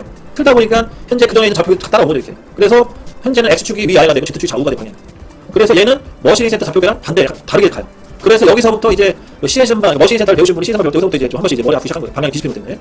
그런데 원칙적으로 옛날로 할 때는 동일한 축이었다는 거, 동일한 축인데 이 장비가 발달에 따라서 바뀐 거예요. 그런 개념으로 보시면 되겠고, 그래서 이제 다시 정리하자면, CNC 선반은 X축이 보는 방향을 기준으로 했을 때 얘는 상하가 돼요. 그래서 X축에 여기가 상이 되고, 그 다음에 얘가 하가 돼요. 위아래를 뜻하는 거죠. 그 다음 Z축은 여기가 좌축, 좌가 되고, 여기가 우가 되는 거죠. 그러니까 두 개의 축이 만나는 요 지점 있죠, 교차점? 여기를 뭐라고 부르냐면, 여기를 원점이라고 불러요. 원점. 그러면 여기 원점을 다른 말로 뭐라고 했어요? 다른 말로 원점을 X는 0, Z는 0이라고 했고, 여기가 기준이 되는 거예요. 여기가 기준이 돼서 방향을 잡는 건데, 자, 위로 올라갈 때는 부호가 어떻게 되냐? 플러스 부호를 씁니다. x 플러스. 반대로 밑으로 내려갈 때는 x 마이너스를 써요. 이거 기억해 두세요. 방향이 중요하거든요. 근데 Z축 같은 경우에는 왼쪽으로 가고 싶을 때는 Z 마이너스를 쓰고, 오른쪽으로 갈 때는 Z 플러스를 씁니다. 그런 개념이죠. 그래서 마이너스냐, 플러스냐, 마이너스에 따라서 방향이 그렇게 된다. 정리하자면요. 자, 고정 방향 기준으로 해서, 자, 시의 선반은 X축과 Z축 두 개의 축을 사용하는데, X축, 상호 위로 올라가는 방향은 플러스 X가 되는 거고, 밑으로 내려간다는 뜻이죠. 밑으로 내려갈 때는 마이너스 X가 됩니다. 그 다음 Z축 같은 경우에는 왼쪽으로 갈 때는 마이너스 Z가 되는 거고, 그 다음에 오른쪽으로 갈 때는 플러스 Z가 됩니다. 그게 좌표계 설정 방향입니다. 이게 중요하고요. 그래서 시의 선반이 두 개의 축 방향으로 해서 모든 거를 이제 인지를 해요. 파악을 한다는 거죠. 그래서 다시 공구 쪽으로 와서, 그럼 공구는 어떻게 인지를 하냐? 공구 형상 어떻게 인지하느냐? 예를 들어서 교재를 잠깐 보시겠네요. 교재 21페이지 보세요. 교재 21페이지. 자, 교재 21페이지를 보시게 되면 공구의 형상을 표현했는데, 거기에 구형이 그림 1-16 바이트와 인서트 팁이라고 써있습니다. 참고로 왼쪽에 있는 게 바이트고요. 그 다음에 오른쪽에 있는 다이아몬드들이 팁이에요. 팁. 이거 바이트, 그 다음 팁. 그리고 그 팁 말고 나머지 부분을 뭐라고 홀더 또는 샹크 둘 중에 하나 필요한데, 샹크라는 표현 많이 쓰더라고요. 샹크 아니면 홀더라는 표현 많이 쓰는데, 그래서 저는 그냥 팁과 홀더를 조립을 해서 나온 게 바이트라고 얘기하거든요. 바이트라는 게 공구인데 그게 하나가 아니고 두 개가 조립된 거예요. 팁하고 홀더. 그러니까 팁하고 자루 부분이 조립된 거라고 보시면 되겠고, 그럼 그런 형상을 이제 꽂은 거죠. 꽂았다는 표현은 여기 잠깐 보시면 일단 시뮬레이터 이름이 참 좋아요. 꽂았죠? 보이시나요? 공 꽂은 거? 이 시커먼 부분이 홀더, 이 금빛 색깔 나는 부분이 팁이라는 거예요. 이렇게 공구를 설치한다는 거죠. 공구가 이것만 있는 게, 이것만 있냐? 그건 아니고, 자, 이거는 이제 황사 도사 바이트예요. 우리 홈바이트 있다고 했죠? 홈바이트 한번 꽂아볼게요. 홈바이트를 꽂고 한번 돌려보면 홈바이트가 나오죠. 이 홈바이트는 생깁니다. 이렇게 생기면 공구도 있다는 거예요. 그러니까 공구의 형상은 다양하게 있어서 이걸 누가 알려줘야 되냐? CNC 선반한테 알려줘야 된다는 거예요. 그럼 CNC 선반한테 예를 들어 황사 공구를 꽂았어요. 황사 공구는 어떻게 생겼냐? 자, 요거 아까 그 그림을 표현하면 이렇게 생겼죠. 팁. 그 다음에 홀더. 그 다음에 하획 공구대. 이렇게 된 구조죠. 그러면 CNC 선반한테는 얘를 이 형상을 어떤 식으로 표현하냐면, 이 바이트의 제 끝부분 있죠? 바이트의 제 끝부분에 있는 점이 하나 있을 거 아니에요? 끝점이.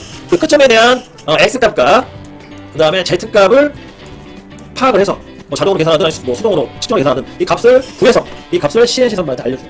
알려줘서 어떻게 집어넣냐면, 여러분들이 현재 다뤘던 시뮬레이터에 보시게 되면 옵셋에 들어가시게 되면, 자 보세요. 여기 자 오프셋에 워크라는 아까 화면에 있어요. 아까 워크라는 건 54셀이 들어갔다가 나온 거고, 이 옵셋의 방향키를 눌러보시게 되면 방향키를 왼쪽으로 누르세요. 왼쪽 방향키로. 여기 오프셋이 하고 있어요. 오프셋에 오프셋. 첫 번째, 두 번째, 두 번째 흰색 버튼 누르시면 이 오프셋이 이제 들어가는, 여기 보시면 W와 그다음에 WEAR과 GOM이라는 또 항목이 있어요. 자, WEAR이라는 건 뭐냐면 마모를 뜻하고 마모를 뜻하고, 그다음에 GOM, 오른쪽에 있는 GOM은 형상을 뜻해, 형상. 그래서 GOM이라는 곳에 들어가시면 돼요. GOM. 여기에 번호가 있고, 그다음에 X와 Z가 있고, 그다음에 R이 있고 T가 있어요. 이게 뭐냐? 공구 형상에 대한 데이터 값이에요. 공구 형상을 표현할 때 필요한 데이터 값. 여기에다가 X, Z라는 값을 여기다 집어넣어요. 뭘 집어넣는 거냐? 이 터렛 공구대에 있는 원점을 기준으로 해서 튀어나온 거리, 이 튀어나온 거리에 대한 X값과 Z값을 여기다가 집어넣어요. 그러면은 CNC 선반은 요게 기준으로 움직인다는 거예요. 요게 기준으로 움직이면은 작업자가 원하는 대로 깎을 수 있다, 그렇게 파악을 하고 이제 움직여 주는 거죠. 그런 식으로 해서 공구 설치한 공구마다 여기 나오는 이 데이터 값을 다 알려줘야 돼요. 어디다 알려주냐? 여기다 입력해줘야 된다는 거죠. 그리고 여러 개 입력한 이 항목 중에 우리는 하나를 불러왔어야 됩니다. 하나. 여기 있는 이 번호들은 무슨 번호? 고정번호. 자, 우리 현재 배우는 게 고정인데, 첫 번째 T01이라는 거는 공구 호출을 말하는 거고요. 호출. 그 다음 두 번째 번호가 들어가고, 두 번째 번호는 고정번호를 뜻해. 고정번호 호출이겠죠. 고정 호출이라고? 고정 호출. 그러니까 고정 호출은 영영. 자, 영영은 고정 취소를 됐어요. 영영 고정 취소. 그 다음에 1번부터 12번까지를 고정한 거예요. 고정 호출을 한 겁니다. 그럼 1번부터 12번 동시에 부르는 게 아니라 1번부터 12번 중에 하나를 불러오는 거죠. 우리는 어떤 걸 부르는지 몰라요. 하지만 그 중에 하나 불러온다는 거예요. 불러오는 이유는 뭐냐? 다시 한번 말씀드릴게요. 불러오는 이유는 괜히 불러오는 게 아니고, 터렛 공구대에다가 공구를 설치하는데, 그 공구 설치는 누가 하냐? 인간이 한다고 해서 인간이. 인간이 공구 설치를 하게 되면 어떤 문제점이 발생하냐? 실제로 이 가공을 전담하는 기계는 현재 내 몸속에 꽂혀있는 공구가 어떤 공구인지 몰라요. 그 공구를 이제 알려줘야 되는데, 알려주는 방법은 이 오프셋에 있는 그 다음에 옵셋 GOM에 있는 요 XZ 요 위치에다가 이 공구의 튀어나온 값을 알려줘야 돼요. 근데 이 알려주는 게 어려워서 이거를 여러분들한테 최대 쉽게끔 하기 위해서 장비에서 다 개발해놨어요. 그래서 사실 이거 측정하는 건 되게 쉬워요. 간단해요. 공구 측정하는 거 되게 간단하게 해놨습니다. 어려워하지 마시고요. 장비들이 팔아먹어야 되겠죠. 장비를 다 해놨습니다. 근데 이런 거를 이제 여러분들 들어보신지 모르겠지만, 이런 거를 바로 공구 세팅이라는 단어를 여기서 써보는 거예요. 공구 세팅. 공구 길이 보정 세팅 이렇게 쓰고요. 공구 길이 보정 세팅이라는 걸 해주셔야 돼요. 그게 다른 게 아니고, 이 공구를 설치했는데 설치된 튀어나온 이 거리값을 누가 달려주냐? CNC 선반을 달려준다는 거예요. 그래야지 CNC 선반이 그 데이터를 가지고 움직인다는 거죠. 그렇게 이해를 하시면 되겠고, 그럼 우리는 이제 프로그램상에서 이걸 제어를 해줘야 된다. 어떤 걸 제어해주냐? 보정 취소하면 안 되니까 여기다가 보정 호출을 해줘야 되는데, 몇 번을 불러올 거냐? 대부분 같은 번호를 불러. 같은 번. 그래서 T010을 이렇게 불러. T010. 그리고 여기 오신 분 중에 자격증 취득하려고 오신 분도 있을 텐데, 자격증 자격증에 나와 있는 교재에 있는 베이직 프로그램을 보시게 되면, 그 NC 프로그램은 어떻게 작성해놨냐면, 처음에 시작할 때는 T0100으로 시작하고요. 그 다음 가공 시작 전에 T0110 해주시고요. 그 다음 가공을 끝나고 나서 T0100 해주세요라고 얘기합니다. 여러분들 아마 책을 보신 분들 아시겠지만, 이게 제 개인적인 생각인데 쓸데없는 짓이다라고 말씀드리고 쓸데없는 짓이다. 그러니까 한마디 형식만 갖추고 이 개념을 제대로 파악을 못하는 거죠 지금. 이게 사실 필요가 없어요. 이런 거는 뭐 머신리 센터에서나 조금 필요할까 말까 하고 신인선발은 아주 무의미한 개념이에요. 자기 공부를 불러왔으면 공부상도 바로 알려줘야지. 그걸 왜 시간 끌어 알려줘? 쓸데없이 뭐 사람 장난하는 거니까. 그러니까 공부를 불러왔으면 바로 보정본을 불러와서 이 공부가 어떤 형상인지 바로 누구한테 알려줘야 되냐? CNC 선발한테 알려줘야 된다는 겁니다. 그러므로 정리하자면 이런 거 필요 없고 간단하게 T010을 불러오시면 돼요. 근데 이제 이거 말고도 뭐가 있냐면 책에서 보시면 이런 것도 있어요. T0102, 뭐 T0103으로도 불러올 수 있다고 얘기하는데 가능합니다. 왜냐? 내가 예를 들어서 황사파이트에 튀어나온 데이터 값을 2번 보정본은 즉 여기다가 입력하면 되거든요. 2번에다가 이 1번에 튀어나온 형상 값을 넣어주고 그 다음에 나중에 호출할 때 2번을 불러와서 데이터 값을 쓰면 별 문제 없거든요. 어차피 공부 그 보정 번호가 바뀐 거지 데이터 값 똑같기 때문에 그렇게 해서 쓰면 되는데 근데 이거를 이제 현장에서는 아니면 여러분들은 되게 이제 싫어하는 이유가 뭐냐? 우리가 예를 들어 로봇처럼 기억력이 영원하면 이렇게 하셔도 상관없어요. 기억력이 영원하죠. 근데 대부분 저도 그렇지만 한 3, 4일 지나면 다 잊어먹어요. 내가 1번에 꽂은 공부에 데이터 값을 몇 번을 집어넣지? 하면서 스스로 약간 혼란을 느껴요. 그래서 그 혼란을 좀 없애기 위해서 하나의 룰을 만든 거죠. 어떤 룰을 만드느냐? 1번 공부를 1번 보정본을 쓴다. 2번 공부를 2번 보정본을 쓴다. 그렇게 해서 아예 그냥 규칙 만들어 본 거예요. 그럼 두개 깔 거예요. 그래서 1번은 1번, 2번은 2번, 3번은 3번 이렇게 간 거예요. 근데 이제 이것도 설명을 안 듣고 그냥 책에서 T010이 하니까 나중에 어떤 선생님이 쓰냐면 제가 그거 한참 좀 웃었는데 공부를 이제 호출을 하려면 T010을 넣어줘야 되는데 이 T010 자체가 공부 호출을 하는 거예요. 일반적인 사람 생각. 그래서 이러다 보니 갑자기 T0100이 나오더니 여기서 멘붕이 오는 거예요. 이상하다? 공부 호출은 T010인데 왜 갑자기 T010이 나왔지? 공부를 호출하고? 여기서 혼란을 느끼는 거죠. 그러니까 이렇게 알고 계시면 안 되고 다시 한번 설명하면 별개다. 별개이기 때문에 가능한 거죠. 실제 호출은 이렇게 호출하는 거고 그냥 보정본을 말하는 거예요. 자, 주의할 점. CN 선발은 네 자리 맞춰줘야 돼요. 호출할 때. 만약에 보정을 안 부를 거면 그 000을 불러오셔야 돼요. T010. 네 자리씩 맞춰주셔야 되는 거. 머신리 센터를 배우신 분들 여기서 이제 또 멘붕이 오는 거예요. 머신리 센터는 T01인데 T01 N0만 하는 뜻인데 왜 CN 선발은 T01 T0100이지? 하면서 또 그런 또 멘붕이 오는 거죠. 절대 그러니까 뭐 그런 거를 뭐 혼란을 느낄 수 있는데 혼란 안 느끼려면 이 개념을 정확히 인지하시고 계셔야겠죠. 그런 식으로 해서 이제 세팅을 하는 거고요. 그 공부 영상 알려주는 거죠. 그러므로 다시 정리하자면 이 T0110은 무조건 여기 들어주셔야 돼요. 그 이 앞에 가지는 두 가지가 생략된 거고 그 다음에 공부 호출 및 무당번호 호출 이렇게 되겠죠. 그 다음에 이제 우리 전에 배웠던 C97 S는 1000에 N0 다 들어가시면 되겠습니다. 그러면 재료 회전이 되겠죠. 시계방이 이렇게 되면은 가공 준비 끝이 되는 가공 준비 끝. 그럼 그 다음 네 번째 단계가 뭐였죠? 네 번째 단계가 뭐였냐면 공부 이동이 되겠죠. 그래서 이제 공부 이동을 배우도록 하겠습니다. 사실 이 공부 이동이 제일 힘들어요. 공부 이동 제일 힘들다. 공부 이동만 배우시면은요, CNC 선발이나 머신리 센터나 거의 70에서 80% 다 배운 거예요. 이 공부 이동이라는 프로그램을 짜기 위해서 여러분들이 이제 머리가 슬슬 아파지는 거죠. 그러면 이 공부 이동을 하기 위해서는 여러분들이 뭘 알고 계셔야 되냐? 자, 전에 배웠던 복습할게요. 첫째, 뭘 아셔야 되냐? 도면 분석이라는 걸 할 줄 아셔야 된다고 했고, 두 번째, 원점을 찾으셔야 돼요. 원점 찾기. 이 원점이라는 거는 시작점부터 하기 때문에 꼭 찾으셔야 되겠고요. 그 다음에 원점이 모르겠다 하시는 분들은 다시 그 좌표로 표기하세요. X형, Z형이 원점이라는 뜻이에요. 어렵게 하지 마시고. 그 다음에 두 번째는 선의 끝점을 찾으셔야 돼요. 선의 끝점을 찾으셔야 된다. 왜 선의 끝점을 찾아야 되냐? 아까 전에도 얘기했다시피 선은 특징점이 있다고 했어요. 그래서 간단하게 수직선과 수평선을 그려보면 여기에는 점이 있습니다. 무수히 많은 점, 정답이죠? 하지만 우리가 필요한 점은 특징점만 필요하시면 돼요. 특징점 중에 중간점 빼고 끝점들만 있을 때 끝점, 이 양쪽에 끝점을 찾으시면 되겠고요. 이 끝점 하나마다 좌표값을 찾아서 기입하시면 되거든요. 그러면은 공부가 이동이 되는 거죠. 이렇게 이해하시면 되겠고요. 그 다음에 이제 세 번째가 뭐냐? 세 번째는 좌표값 설정을 하세요. 좌표값 설정. 이 좌표값 설정에서 이제 뭐가 나오는 거냐? 절대가 나오고 상대가 나오는 거죠. 절대가 나오고 상대가 나온다. 그래서 여러분들 어떤 걸 따라고 해서 어떤 기준으로 짜라고 했어요? 프로그램. 절대 기준으로 짜라고 했죠? 절대가 뭔 뜻이라고 했어요? 절대는 원점이 고정이다. 원점이 고정인 상태에서 프로그램을 짜라는 거고요. 그 다음에는 이제 본격적으로 AC 프로그램을 작성을 해야겠죠. 자, 그러면 하나 더 배우셔야겠네. 뭘 배워야 되냐? 우리가 직선으로 이동해야 될 거니 직선. 그럼 직선으로 이동할 때는 코드를 뭐 쓸까? 그걸 이제 아셔야겠죠? 그럼 다시 52페이지 구조 넘어가셔가지고 52페이지를 보시기 바랍니다.